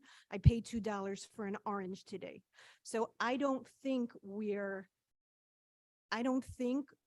these prices are going to continue to go up. It's a little bit of a gamble, but January is coming and the next budget is coming, and we're getting a shiny red new fire truck. And I don't think that it's fiscally responsible right now to spend the extra $2 million. $2 million is 2 to 3 fields in Voti Park. There are things that we can do with this money if we bond it. I'm not ready to put another $2 million on the credit card, as Mr. Stone used to say. Thank you, Ms. Organ. Ms. Goldberg. So public safety is of paramount importance to every resident, no matter where they live in town. As we add more people to town with more apartments, we continue to build up. It's critical that we maintain the necessary fire apparatuses for resident safety.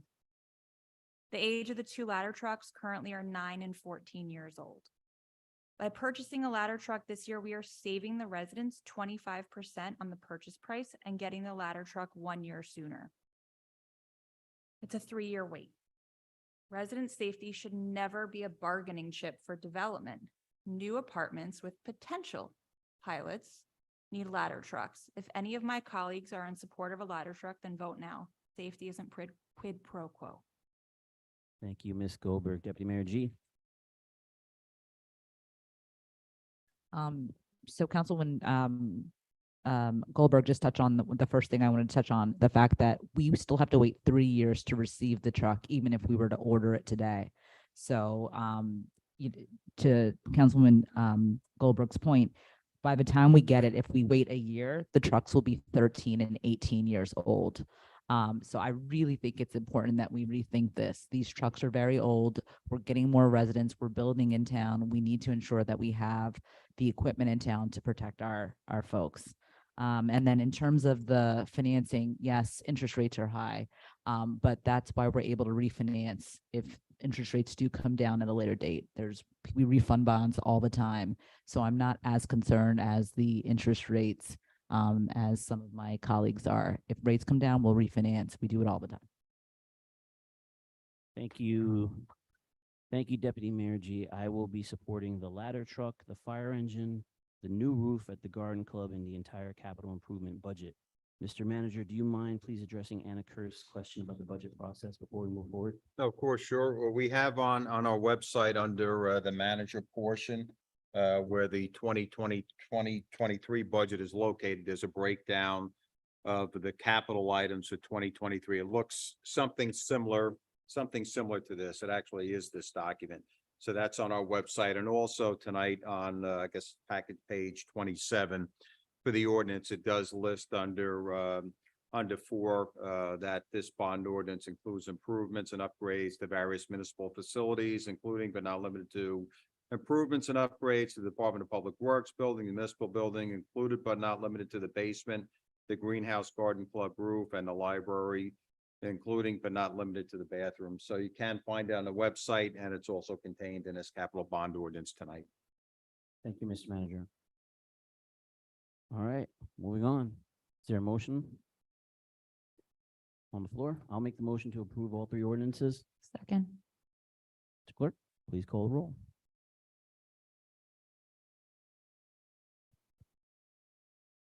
Councilman Schwartz, Yes on 26, no on 27, yes on 28.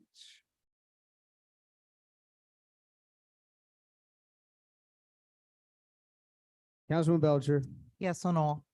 Councilman Goldberg, Yes on all. Councilman Oregon, Yes on 26 and 28, no on 27.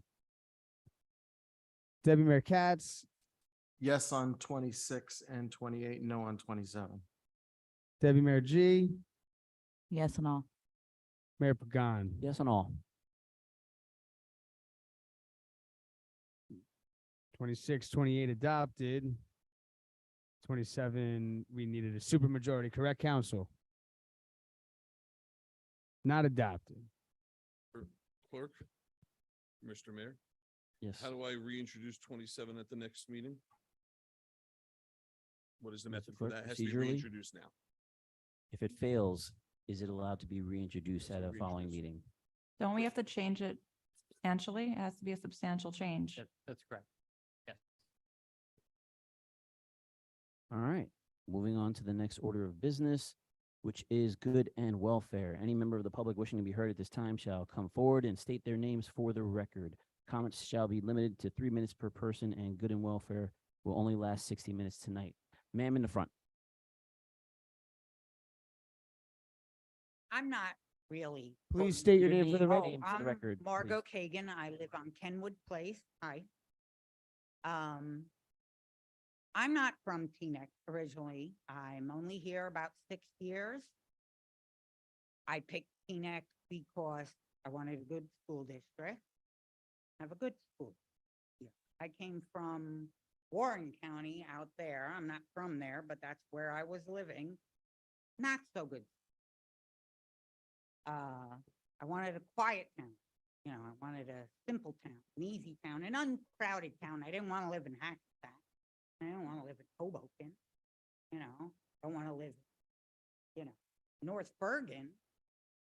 But yet that's what Teaneck seems to be. North. Like all these buildings people want to put up. I get it. I worked in real estate development for 20 years. 20 years. I'm going back to work. I've been out of work 5 years. I've been quite ill. 20 years.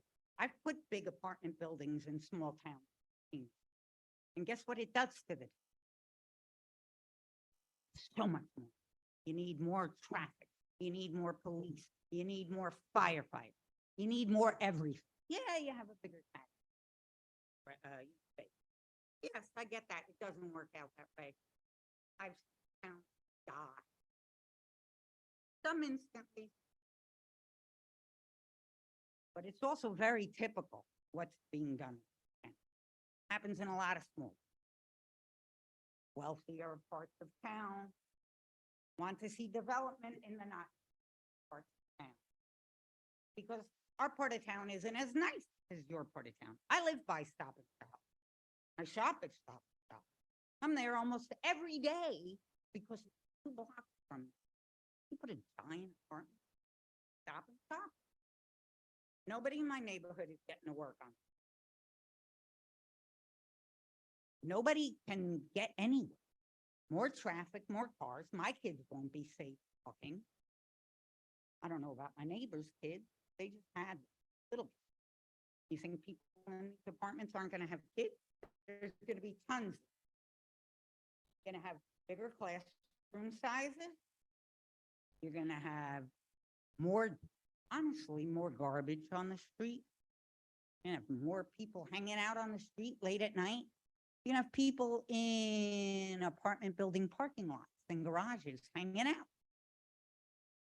People have kids and live in apartments. You have teenagers and extra costs. When you move into a building, what do you get? 1 spot, maybe you get 2 if you're paying extra. What about when your kid wants? Yeah. So then we got all those cars on. Thank you, Ms. Kagan. Sorry, 3 minutes. Thank you for your comments, though. Ms. Rogovan? Paula Rogovan. I'm speaking on behalf of One Town, One Vote about the meeting that's being held. We're so excited that the meeting is being held to talk about the Stop and Shop issue around Stop and Shop. But one of our concerns is the publicity for this meeting. People in town don't know about this meeting. Most people don't know about it. It's on the website, but most people don't go to the website that often or at all. So we are asking that we want wide participation. The only way to get wide participation is publicity. There needs to be flyers up around town. There needs to be a townwide mailing or 2. The Nixle or whatever it is that comes out by the police department should be sent out. A letter should be sent out to residents. And people, there are a lot of apartments in that area, quite a few apartment buildings. People in those buildings should be notified. People in the houses should be notified. If it's possible, hiring some people to distribute flyers so that the public really knows about it, because this is a big deal development that we heard about that was proposed. And it should be on social media. We think that there must be, if the whole town should be notified because it affects the whole town, but especially the people in the area, especially the neighbors should be notified. So that is what we're pleading with you to do. And we hope that you'll follow up. They're only a couple weeks before, I think it's 2 weeks before the meeting. So please, help get the word out. Thank you. Thank you, Ms. Rogovan. Anyone else in chambers before we go to Zoom? Andy?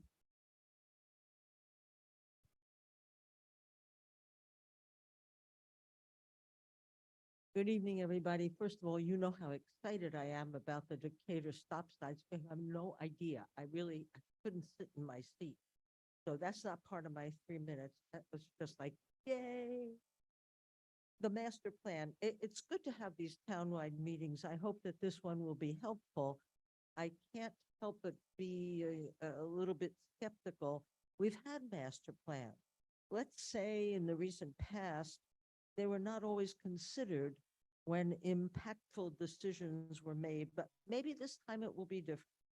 Rather than what I heard at the cannabis open house, canned, prepared speeches, or self-serving sales pitches, let's hope that real questions get real answers, keeping in mind that a master plan is only a suggestion and doesn't really mandate much. It costs a great deal to draw one up, and I'm hoping that that will be money well spent.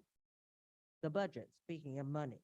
It seems to me that a good faith effort is being made by most of the parties involved in creating a budget, and it is my hope that council will pass it tonight. There is very little discretionary spending, very little wiggle room. But if we want services to continue and expand, heck, we have to pay for it. I'm not a big fan of borrowing money. I agree with you, Howard. But sometimes it's necessary, and we all have to be prepared to pay sometimes. Taxes do have to go up. I'm thinking of the zero balance budget days, which I thought were absolutely ridiculous. But anyway, it's not surprising that things go up in an inflationary environment. Let's see what the Fed does tomorrow. We don't know. I don't like to, if you can time the market. Trees. The other day I was taking one of my morning walks and I came around the corner and I bumped into Olga Nui, who's a tree hugger from way back. And I looked on in horror with her as at least 3 healthy, mature trees were being cut down so that they could straighten out the sidewalk to refinish the surfacing of a road, that which was very badly needed. It's not my block. It's close. Weed trees instead were left there, or left alone, and I really felt like crying. One by one, all over the place. Trees have been removed without being replaced. Please pledge that appropriate trees, that means taproots, and there are at least 12 species of taproots that are common and easily available, will be planted to replace the felled ones as quickly as possible. My whole street used to be tree lined. Please pledge to make some restoration. Thank you, Ms. Silverberg. Mr. Clerk, can we do a couple of people on Zoom, please? I'm bringing in Chris Brown. Chris Brown, you're free to unmute yourself.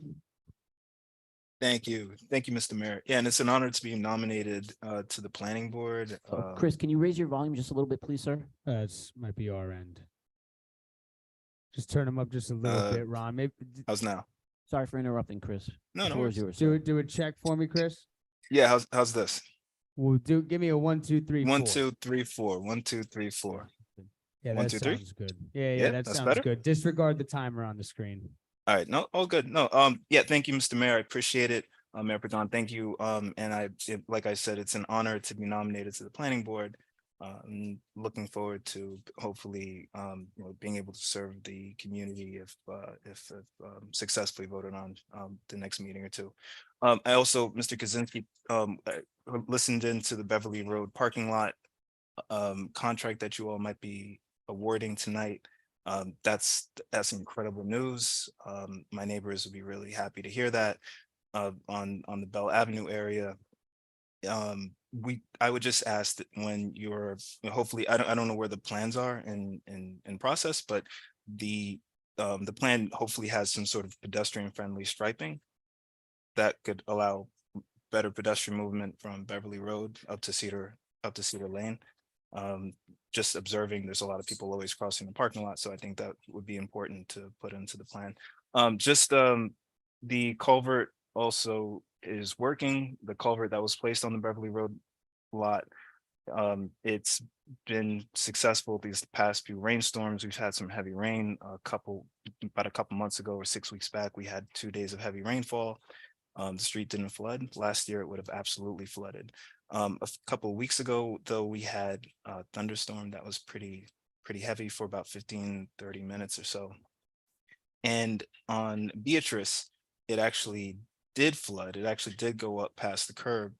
But that was not because of the culvert. It was actually just because the drains were blocked. And historically, over the last, the time that I've lived here, the last couple of years, DPW has been great with clearing drains. So just heads up that, I don't know, just the topography or, grading, whatever it is, that intersection or our intersections on Beverly and Beatrice, they're just, they want to retain water. So if we can just clear those out or make sure they're cleared out, that'd be great. And then just the last point, also just to that point, every time I come up to the mic here, I just gotta say, we really are looking forward to, or really want to keep pushing for the detention tanks on Sagamore as part of the drainage study that the town engineer conducted last year in 2021.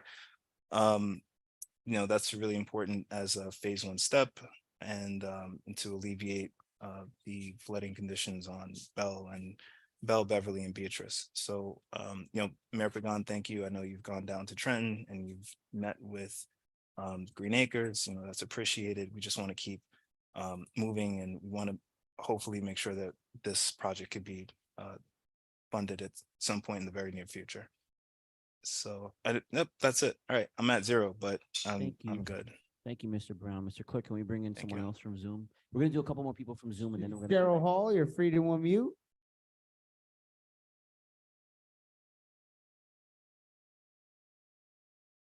Free to unmute, Cheryl. Okay, can you hear me? Loud and clear. Wonderful. Okay. Cheryl Hall, resident of Teaneck.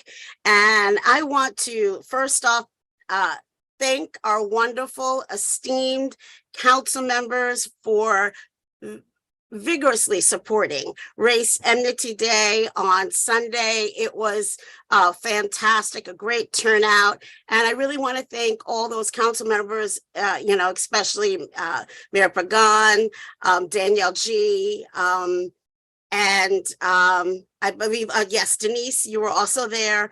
Thank you for being there. Also, your presence, even if you're not saying something, your presence means a lot, that you support this. And I'm very excited about the group, which, everybody's free to join. And I think some real good healing work is going to be done to bring diverse people within this township together. So that's really exciting.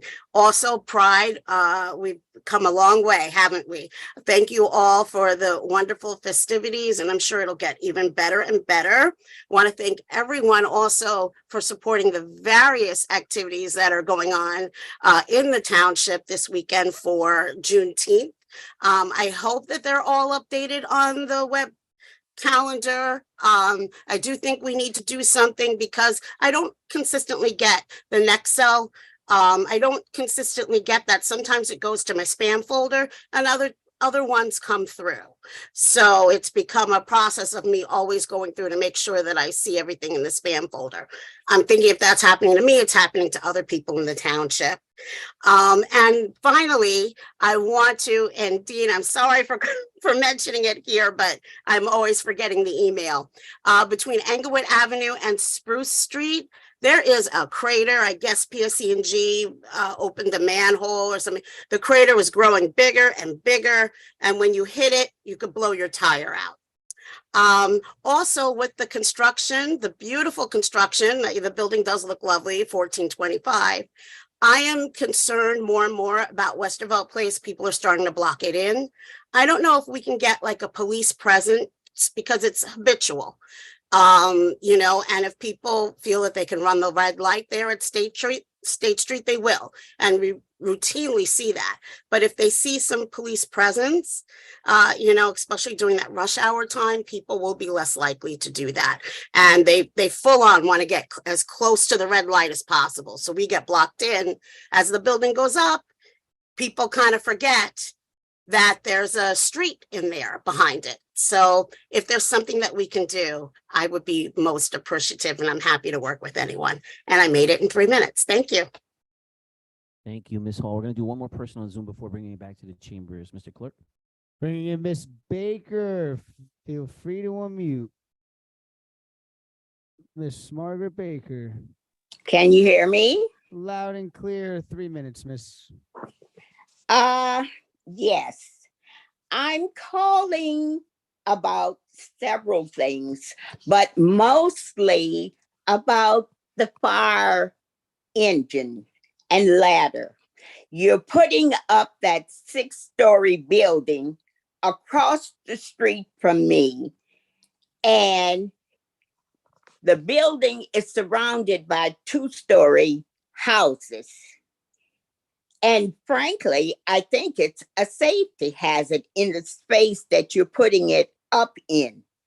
So we definitely need to have as much fire protection as we can get from the fire department.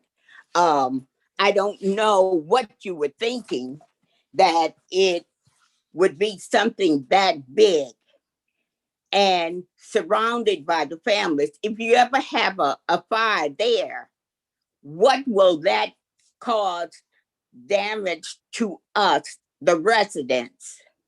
You took and you stuck it there with no consideration there. The same thing you did with the traffic. It's a racetrack out here, and nothing has come up yet as far as speed bump, even having a patrolman out here. It's a racetrack out here, and nothing is being done. We are the residents, and we are suffering through all of this. So I'm very glad to see that an additional fire truck and ladder will be purchased. We are out here with a crane that's up in the air. At night, they decide to put it across Decatur Avenue. It's so high. So you have a crane across the street, and it runs into my neighbor's backyard. Something is wrong there. Why can't you turn it over the property that you're building?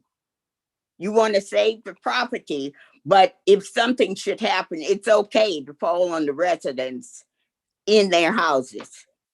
So I think a lot needs to be done as far as what's going on out here and how it's being done. You didn't want to speak to us out here. You need to come and see what's going on. Thank you, Ms. Baker. Thank you for your comments. We're going to take a few more people in chambers. Mr. Kaplan.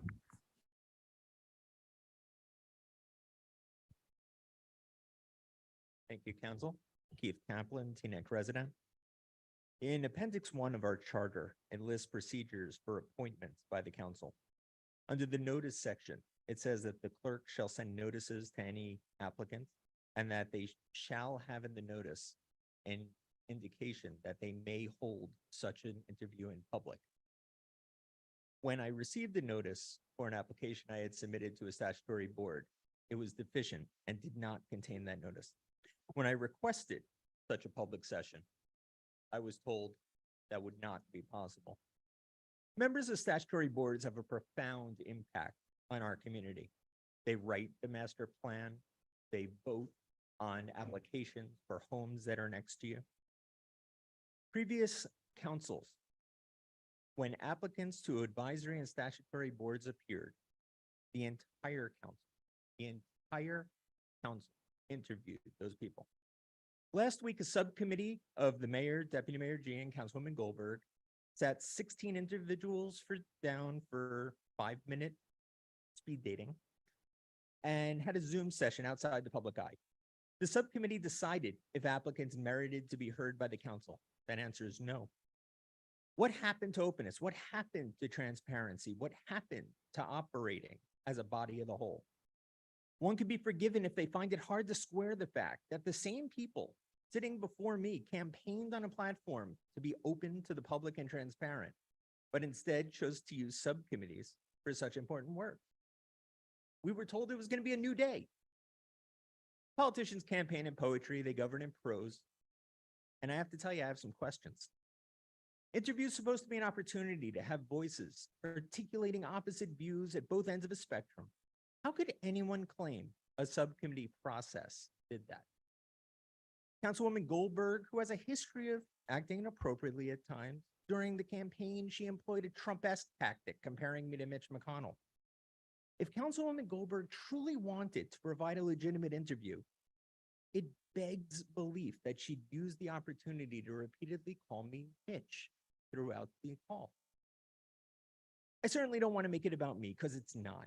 But in a sense, when you hold an opportunity to discuss reasons behind my philosophies on land use, and instead the time is used like gotcha on individual decisions made while I was on the planning board, by definition, you're treating some applicants different than others. I think we can all agree every applicant should be treated equally. So why would you choose to use the opportunity not only to intellectually misconstrue the votes that I had taken years before, but to make unfounded accusations about how and why I voted in a particular way? One of the principal reasons Thank you, we Mr. Kaplan. hold interviews is to be open Thank to you, the Mr. public. Kaplan. We need to follow Thank you our for own your comments, rules. Mr. Kaplan. Thank you. Someone on this side, ma'am?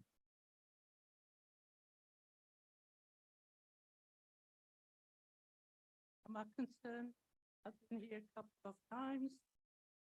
The name of Parliament Garden Club, really like, thank you very much that you okay the ordinance.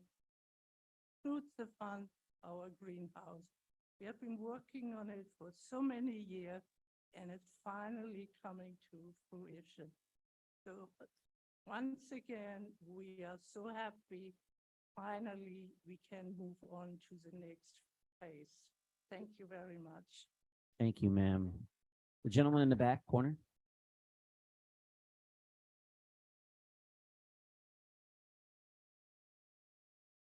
Peter Globus, resident of Teaneck. I wanted to set the record straight on the zoning subcommittee's mischaracterization of neighbors adjacent to the Chase Bank on Cedar Lane. Our concerns during the hearing were focused on several valid areas, including inadequate parking based on a tandem plan that was not suitable for the proposed 30 units and residents dwelling there. Inadequate space for snow removal, a point which was met with agreement from members of the Board of Adjustment. Trash removal concerns as to how sanitation trucks operate on the property. Concerns over the building height well above the others in the area. Ingress, egress, and traffic safety, fire safety, and window placement that were in direct view of the residential property areas that are presently private and secluded from public. Residents are not opposed to development in this or any other property in Teaneck. We want to support responsible and properly planned development that meets the needs of our population, both for those looking for housing and those who reside in existing. Thank you. Thank you, sir. Ma'am in the front.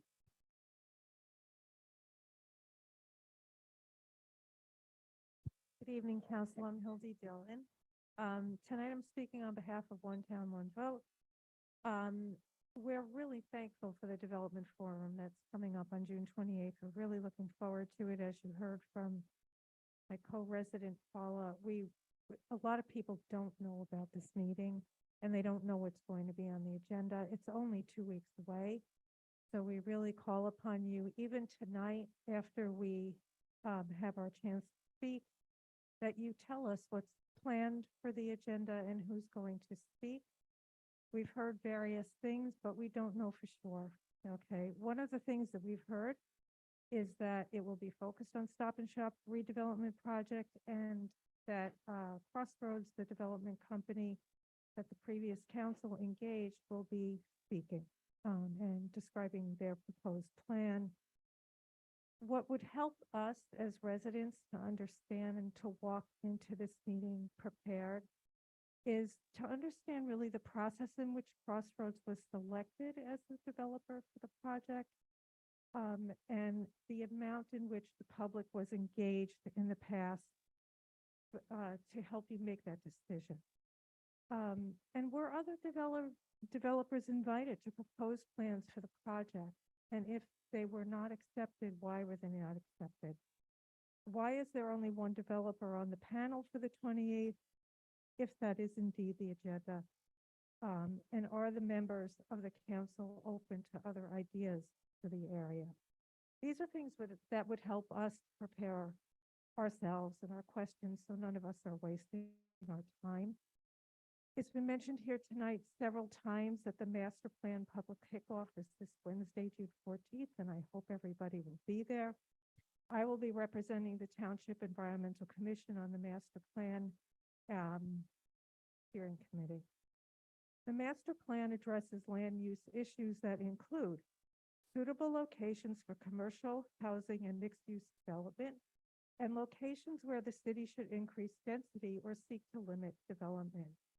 Let's make sure that major development, which will impact our town for generations to come, is in alignment with an up-to-date vision for our town's updated master plan.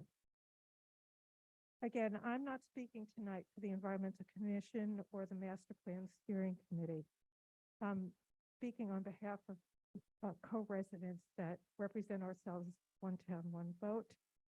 We want to know if the council will consider, pending any major redevelopment decisions, such as the Stop and Shop redevelopment, until our master plan is updated, or at least till you have heard from residents how the goals and objectives for the future of the township master plan might evolve. Thank you, Ms. Dillon. Thank you, Ms. Dillon.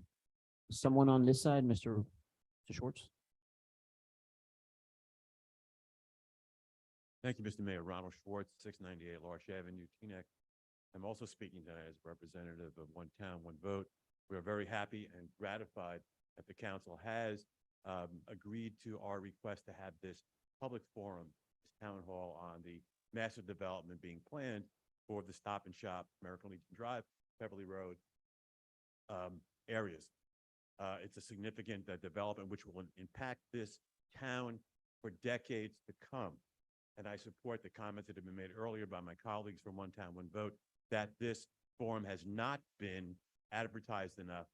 People don't know about it. We have to get the word out, and that is your job to do that as the council that is running this particular forum. We'd like to thank you for doing it, but you got to get the word out. I want to also make the council and legal counsel aware that there are 3 legal issues, or at least quasi-legal issues, that we think have to be answered at this public forum.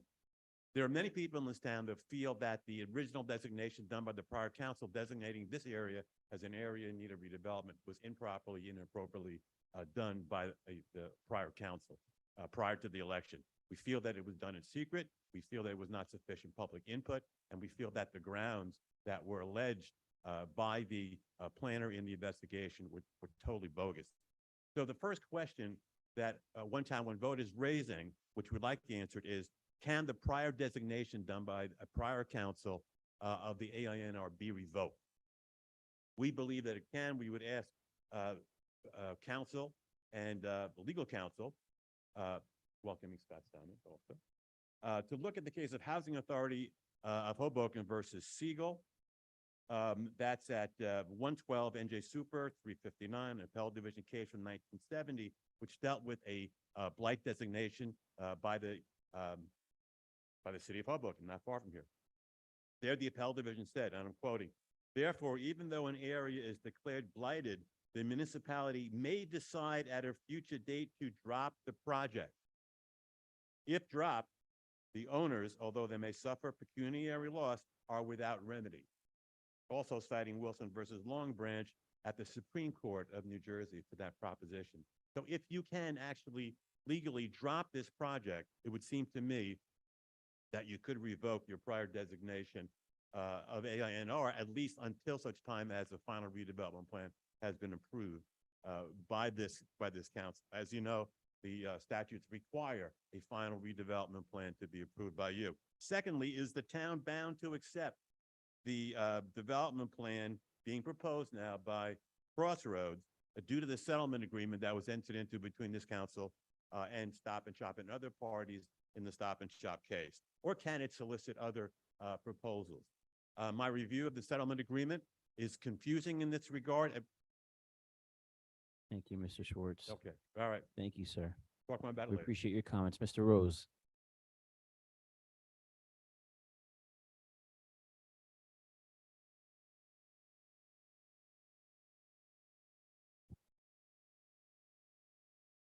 Howard Rose, President.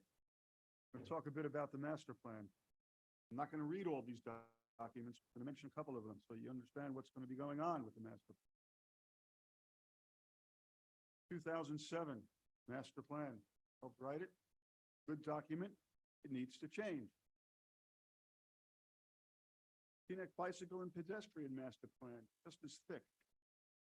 Historic New Bridge Landing Master Plan, pretty thin.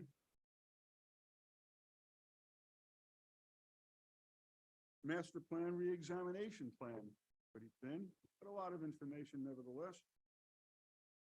Then we go on to proposed housing elements, master plan reexamination reports, housing element fair share plan, draft for AR&R. A lot of people are talking about master plan. Let's get back to that though a little bit. Oh, let me mention there's a document that has been overlooked from the year 2000. This is the Seymour Rappaport plan for Cedar Lane that was submitted, ignored, but he had a lot of good points in it and it should be reviewed. And speaking of review, I've asked the question to council members in the past, at council, to the planning board, the Board of Adjustment, how many of you have read the master plan? Some of them were a little bit concerned with that kind of a question because of their answer. So they ignored answering. The master plan, not the Bible, we don't pray to it, but it's very important and we should consult it often. And it's devised by the state to be something that is malleable. We're supposed to revise it periodically, to review it periodically. The last review in 2007 mandated that you do another review within 10 years. And here we are, 16 years later, out of compliance. Open space recreation again, I'm sorry, that's the one that's 16 years out of compliance. We're 6 years out of compliance regarding the master plan itself. Why are we remiss? Why are we not doing things on a timely basis? Why isn't the planning board doing things when it's supposed to? What's the problem here? We're going in the right direction now. Thank you. You've appointed a lot of people to the planning board. I hope they review the material in detail. I hope they do a good job. It's important. Some of us are looking for the nostalgia of the past, others for the comfort of the present, and others are looking to make sure that the future is secure for our children and grandchildren. So yes, it's important. And yes, it has to be reviewed. I hope they do a good job. Okay? It's important. Thank you, Mr. Rose. The gentleman in the back.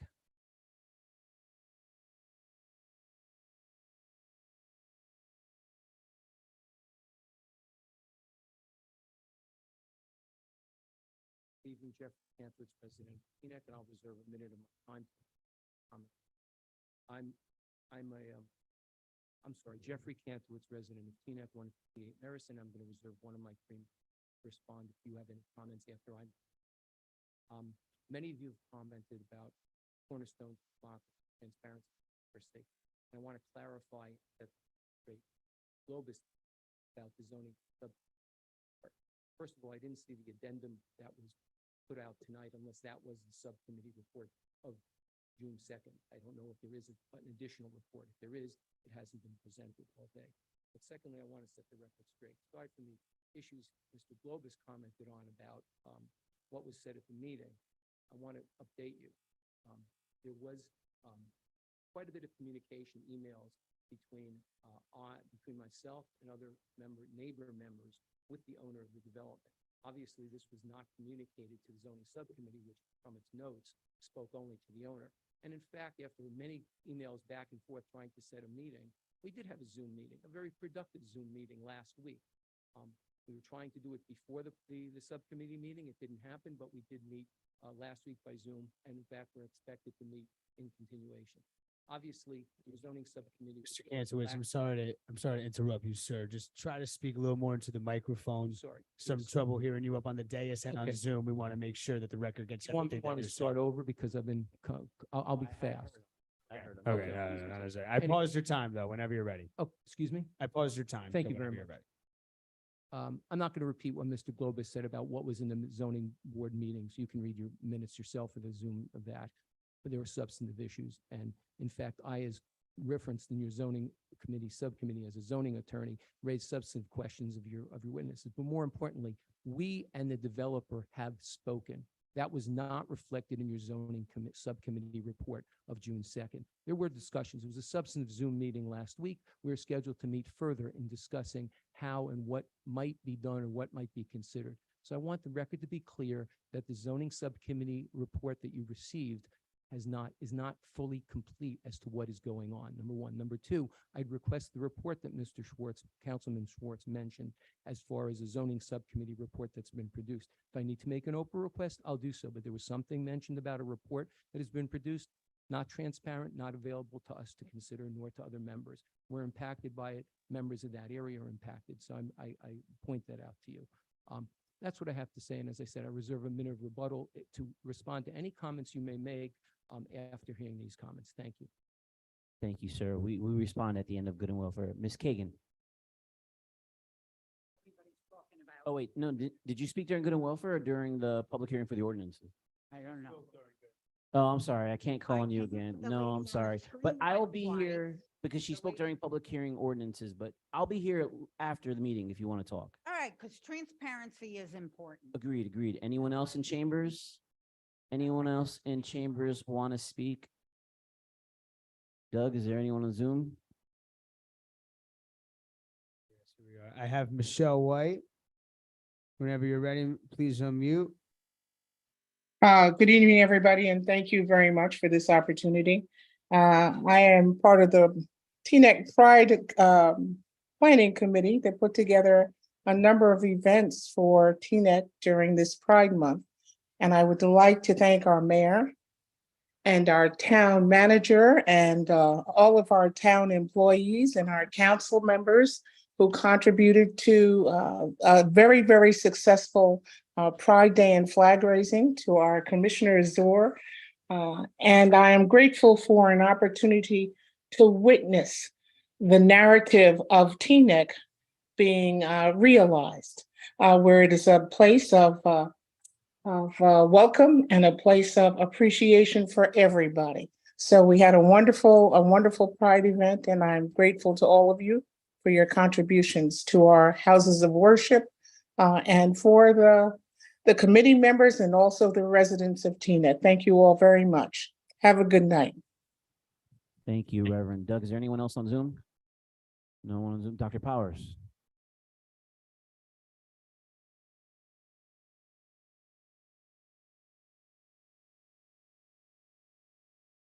Powers, TNEP. For the first time in 16 years, councils are reaching out to the public to ask them to participate in the development of a master plan.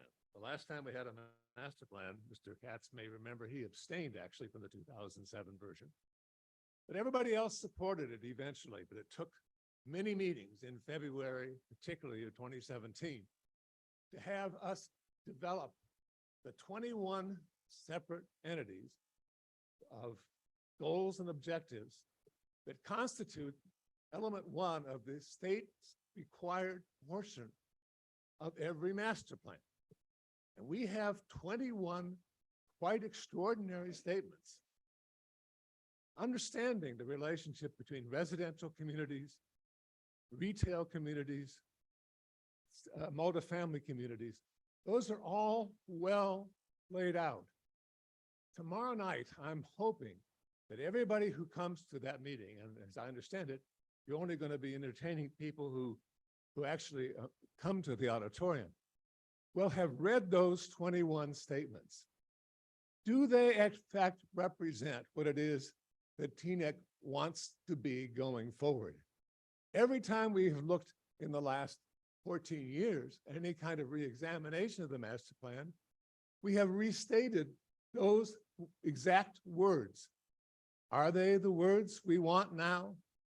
We've got to sort that question out first, because as I said, the state requires only 2 elements in a master plan, That first one is the goals and objectives. R21 are responsive to that requirement. And I'm hoping that everyone arrives tomorrow night with an understanding, because I'm quite confident that you'll find no place in those 21, nor any place else in the master plan where the idea of blighted communities being identified by councils was ever part of the plan for this town. That is not it. Is it what we want to do going forward?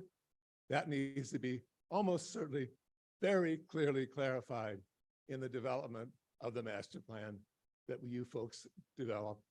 And thank you very much for the first time in 16 years, actually asking us to come out and have a discussion with you about that.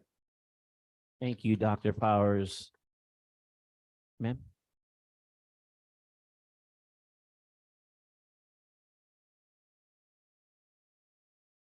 Hello, I'm Bashi Tepper, a resident of Teaneck many years, and also a participant of that phone conversation with the developer on 205 Cedar Lane. And there was definitely a miscommunication with that conversation. Please continue. Sorry about that. I should continue? Yeah. Oh, I'm good. Talking, you good. As somebody who was a participant, I did hear what was discussed, and we are trying to work with the developer. And there definitely was some kind of miscommunication with somebody who put out a different version of the story. And I just wanted to make that clear. We are trying to talk to the developer, and we want the best, not only for us, but for all of Teaneck. There is overdevelopment. There is a lot of variances asked about this property, and we just want to make it appropriate for everybody. Thank you. And I'm not speaking Thank you, about Ms. Tepper. cannabis today. Thank you, Ms. Tepper. Anybody on Zoom, Doug? Anyone in chambers? Mr. Sohn?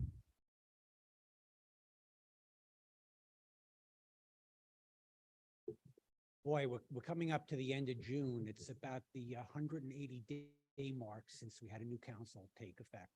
It really is remarkable to see some of the changes that have been accomplished in the past 180 days. And again, I do want to think back to some of what happened in the previous council. I got to know now Councilwoman Belcher because both of us were plaintiffs in a case regarding Haluba. A project was approved by the planning board, and it said, sure, they can have a project with segregated housing. A certain council member sat up here from this dais, Councilman Kaplan told us, it's impossible. It cannot be done. They cannot be integrated. If you don't like it, sue us. Councilwoman Belcher, we were a few other people, filed suit, and we won. And there is a building up there now. There are projects up there that are fully integrated. It is possible. It can be done. We should be judging people by their performance. We should be selecting not only diverse people, but looking at what people have done, what they haven't done, and what they should be held responsible for. In looking at development, we also have to look at how we're dealing with areas in need of redevelopment. When the Crossroads settlement was announced, we were told that it commits us to nothing. Councilman Kaplan said there's nothing that's the requirement. Mr. Schwartz got up and said, look, I have a settlement agreement that says shall, left and right. And again, in understanding that Crossroads has been given that right to be a developer of the site, what happens if this township does not approve its redevelopment plan? At what point does that redevelopment plan become null? How long do they have? Is this infinite, 2, 5, 10, 100 years to deal with that? We hope that we can get some answers, but we also hope that we can look at the successes. And again, I think that the changes have not all been perfect. There have been a lot of great things that have been accomplished. Opening up advisory boards and reopening advisory boards was a pivotal step here. Having diverse representation on our land use boards is, I think, a remarkable step forward. We haven't done everything perfectly. This council still has work to do. I still hope that we can find a way to get that fire truck Remember, it's most money for the most part that's going to be used to pay for fields. We do have more buildings that are coming up, and we should be paying for that appropriately. But again, looking at this A&R and looking at the decisions of this past council, what is obligated, what is required, what can this council make changes going forward? I hope that we can get answers to those. Thank you very much. Thank you, Mr. Stone. Anyone else in chambers? Anyone on Zoom? One person on Zoom?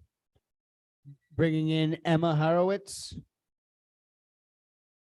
Please unmute whenever you are ready, Emma. Hi, I'm here. Hopefully, oh, there we go. Okay, good evening, council. Good evening, everyone in chambers. I just wanted to raise a concern. I'm not the only one with this concern, but I'll speak just for myself. In the middle of March, and actually on a couple of occasions since then as well, I asked for some documents pertaining to the township's discussions with some of the cannabis licensee applications and a few other things as well. And every 10 business days since, I've been told that it's not ready yet. So it's been since the middle of March, it's now the middle of June. It's several months here. And I'm just curious what the holdup is. I'm asking for very straightforward documents, emails, any communications. This is all discoverable under Oprah. And any cannabis related request that I have made has simply just been pushed down the road. And at a certain point, these become de facto denials. So I think we're getting close to that point now. And I'm a little curious why this is happening when other Oprah requests are granted. It seems as though on this topic, they simply just aren't going to be. And I think everyone's just sort of hoping we'll get bored of the issue and go away. But that's just not the case. We will not get bored of the issue. We will not be going away. We are hoping to find out what's been going on behind the scenes, and other people have requested that council continue to be transparent or start being transparent on certain issues. And I just simply renew that request with respect to cannabis. I hope everyone has a great evening, and I thank you for your time. Thank you, Ms. Horowitz. Appreciate your comments. We're going to answer your questions as soon as Good and Welfare ends. Anyone else in chambers? Anybody on Zoom? Doug? All right, Good and Welfare is closed. Mr. Schwartz? Yes, thank you very much.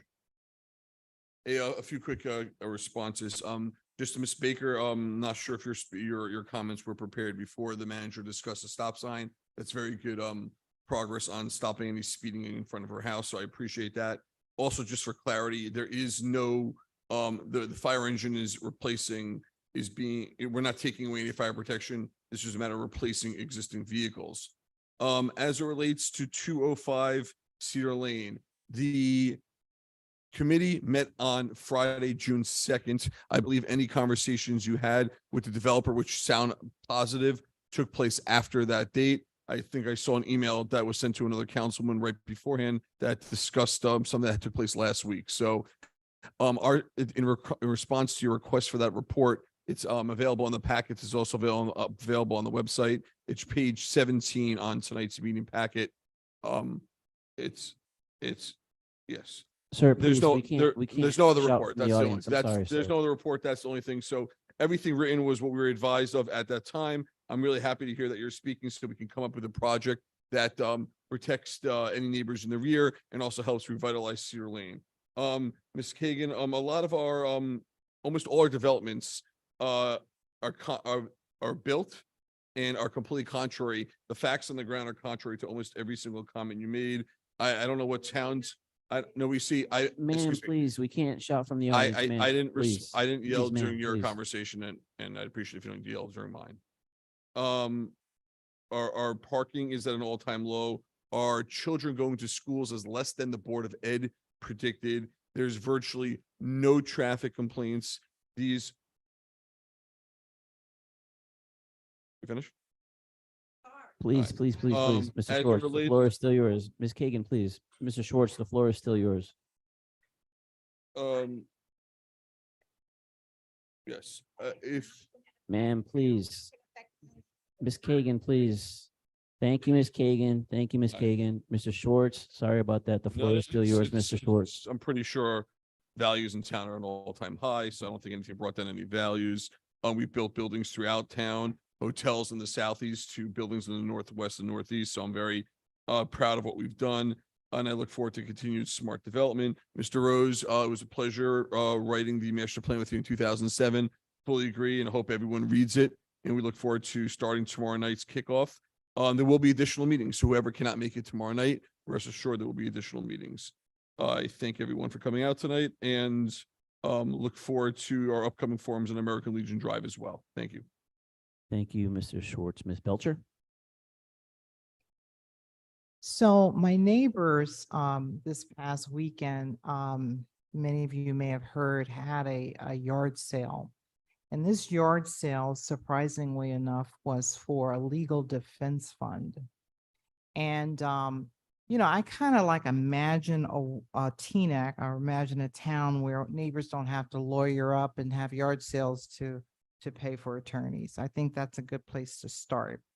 So I am encouraging all neighbors to come out tomorrow night to the master plan meeting, because this is where we have real live interaction and discussion as to what we all imagine our town to be when it comes to development.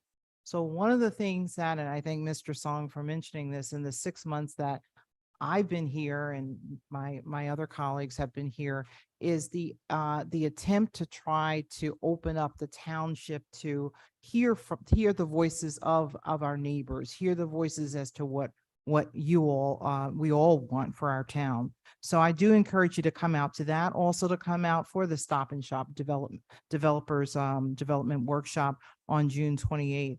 I'm proud to know, being serving on the planning board, that we have passed a master plan. I was a part of the 2017 one, and I look forward to revisiting that. I think it's very important.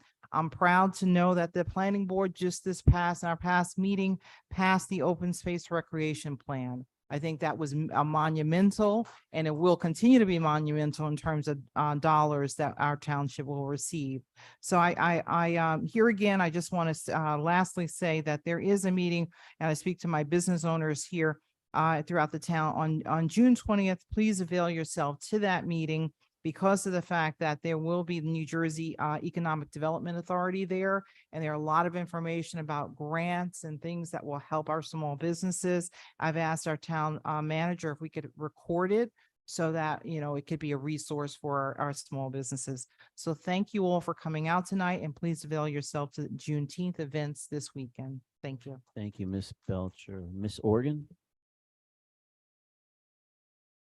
Sandy Dean said $75,000 in tree replacement that will occur in the fall. Ms. Markinson, thank you for staying till the end. I hope you and your garden club friends will still get together on Tuesday nights to eat and drink together until your new roof is put in. To Chris Brown, I am the hugest of fans, and I hope that I get the opportunity to vote for you at our next meeting.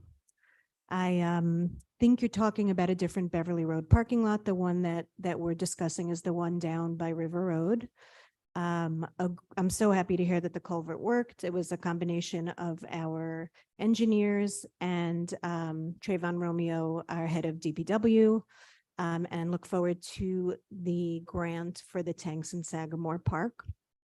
To everybody else that was nominated tonight for the Planning Board and Board of Adjustment, I think I may have met one other person. I do hope that the Personnel Subcommittee will invite them to come to our next closed session meeting so that we have a chance to vote, to get to know them before the vote.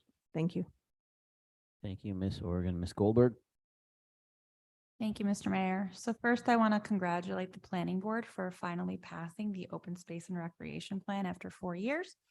Thank you, Dr. Powers and former Councilmember Sohn, for advocating this. You were right. The residents of town have $750,000 to thank you for the currently named Herrick Park. Ms. Silverberg, the master plan kickoff meeting is one of many meetings in a new transparent process. The meeting tomorrow is going to be a presentation by the planner, followed by breakout groups led by the 10 members of the master plan subcommittee. Broader, right. as well as the planners.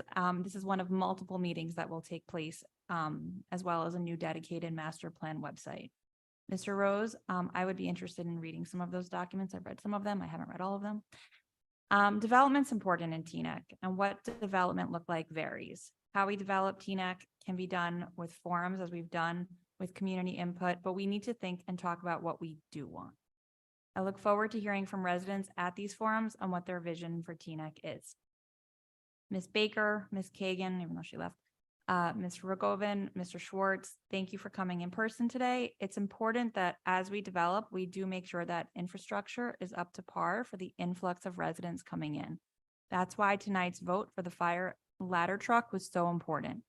If members of this council can't support a fire truck for our residents to protect the lives and property of residents, how can they support pilot agreements for new development? We talk about 189 The Plaza, American Legion Drive, State Street. All of these new residents need a new ladder truck. Perhaps one of the developers can buy a ladder truck. If they aren't paying for this ladder truck, then we should be paying for it. Isn't that what intergenerational equity is all about? And I will defer to the attorney on any of the legal questions posed regarding AINR and Oprah. Thank you, Ms. Goldberg. Deputy Mayor G. I'll keep it really quick. First, I just wanted to clarify the Pride event that I mentioned earlier during my comments about the ABCR meeting. The Pride event was actually organized by the Pride Committee. Members from the ABCR were on that committee, but the ABCR did not itself host the Pride events. It was hosted by the Pride Committee with support from the town, various houses of worship, and various businesses. Shout out to Pastor Shelley, who was one of the key leaders of the Pride Committee and helped pull together such a phenomenal event. Wanted to thank everyone out for coming out and making comments today. I was especially happy to see Natalie Addison here. She was one of the most vocal supporters of the Brooks Park renovations, and so happy that that's going to happen finally in the next budget year. I'm really sad that we're not able to get that ladder truck voted on today. I really think it was the right thing for us to do, and look forward to getting that next year. I will be reading at the Juneteenth library reading tomorrow at 3:30. I will invite all of you to come along with my children to see that. I will be participating in all the Juneteenth events this weekend. I hope you'll join as well. They start Friday all through to Monday. And so we'll really look forward to seeing you all there. Thank you. Thank you, Ms. G. I want to thank all our residents for participating tonight, but in the interest of time, Mr. Manager, I'm going to defer to you because I think you wanted to address a couple of things, correct, sir?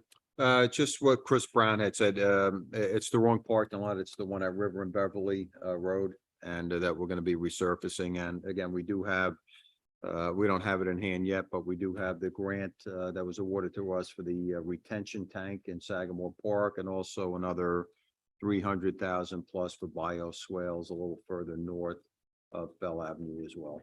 Thank you, Mr. Manager. Mr. Salmon, did you want to add something? Yeah, thank you. Just a couple of things. So in response to the request regarding the status Oprah request of cannabis, I'm not aware of the specific request, but I will discuss with the clerk after the meeting and find out more and get a response.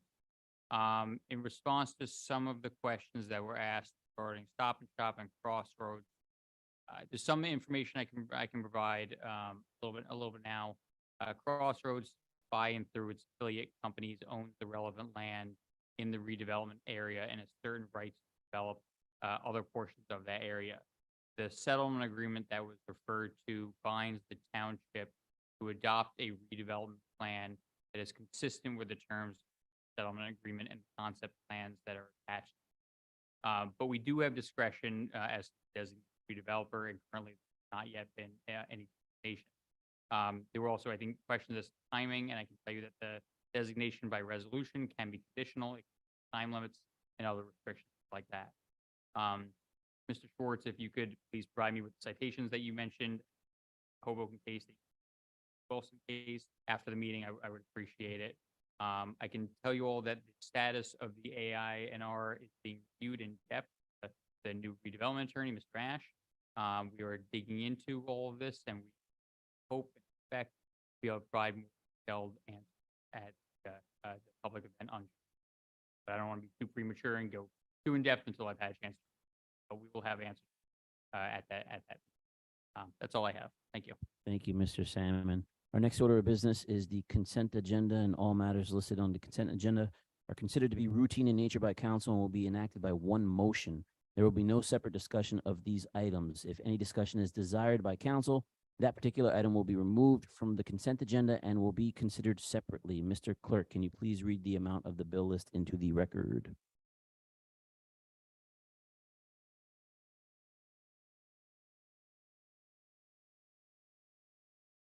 Bill list in the amount of $11,751,950.40. So move Schwartz. Second.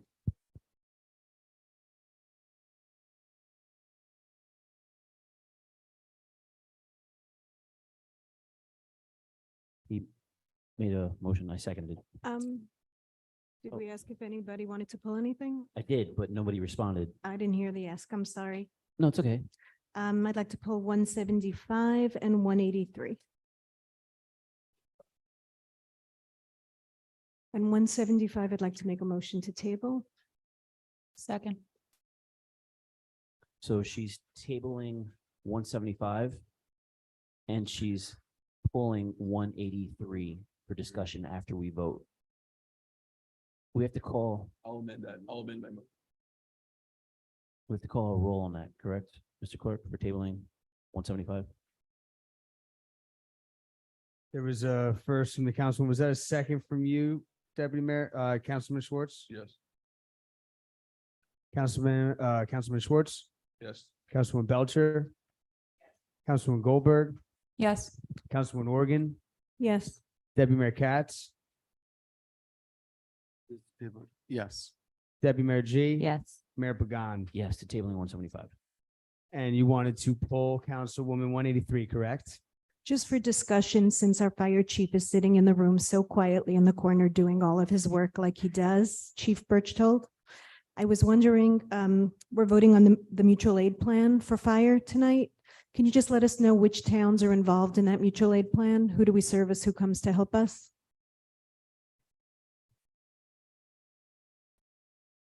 Okay, the way the mutual aid plan normally works is we would produce agreements with our neighboring municipalities. They would assign an agreement, we would sign it back. This is a unique document. This is a county-wide mutual aid agreement that allows us to go anywhere in the county and anywhere in the county come to us. So, and it has no time limit or factor unless we decide to go out. It's an agreement that every municipality in the county is being asked to sign. It clarifies the documentation, it streamlines us and it better serves us and better protects us both where we go and who comes to us. And brings us the resources of the whole county should we need.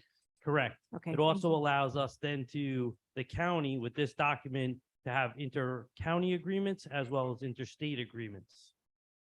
And this measure is what Thanks. basically helped all those towns come to our aid during that wildfire last month, right? Yes, a document like this, yes, correct. Very much. No problem. So, Ms. Organ, we're a little bit out of order, but you're okay with keeping that in the consent agenda, correct? All right, Mr. Clerk, I think we had a motion and a second. I think the motion was made by Councilman Schwartz and I seconded the consent agenda. Yes, indeed. And council, I just want to point out on resolution number 176-2023, that is our renewal resolution for Teaneck Discount Liquors Incorporated.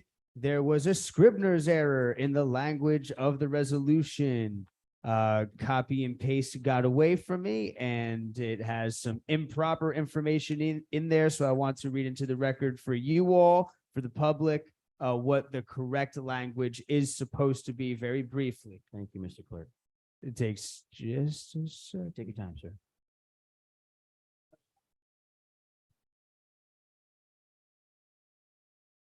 Be it resolved by the Township Council, Township of Teaneck, that the following preliminary retail consumption license be renewed for 23-24 at $2,500 under the terms and conditions, receipt of all administrative paperwork,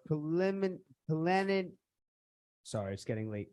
Preliminary retail distribution license, liquor license number 0260-44-017- 005 Teaneck Discount Liquors, 764 New Bridge Road, Unit 101. Thank you for that clarification, Mr. Clerk. Please call the roll when you get a chance. Councilman Schwartz, Yes. Councilwoman Belcher, Councilwoman Goldberg, Yes. Councilwoman Organ, Yes. Deputy Mayor Katz, Yes, with abstention on 168, 173, 174, 177, 180, 181, and 188. And the bill list. Thank you. and you said 188. You want me to say it again? I'm sorry. I'll go back to the tape. It's fine. And the bill list? 168, once, No, it's all good. I'll go back to the tape. all right.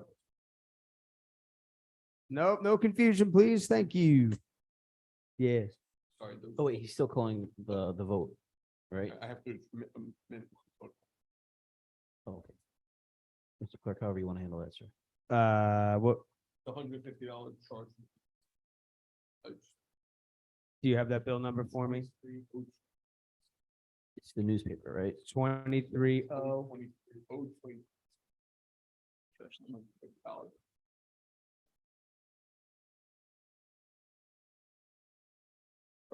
All good, all good, all good. We had Deputy Mayor Katz. You abstained from a bunch of end of bill lists. Then we have Deputy Mayor G. Yes. Yes on all? Mayor Began, Yes on all. adopted. All right, I think the next order of business is adjournment, correct? Mayor, let's make a motion. to adjourn the meeting. Second. All those in favor, please say aye. Aye. Thank you, everybody, so much for coming out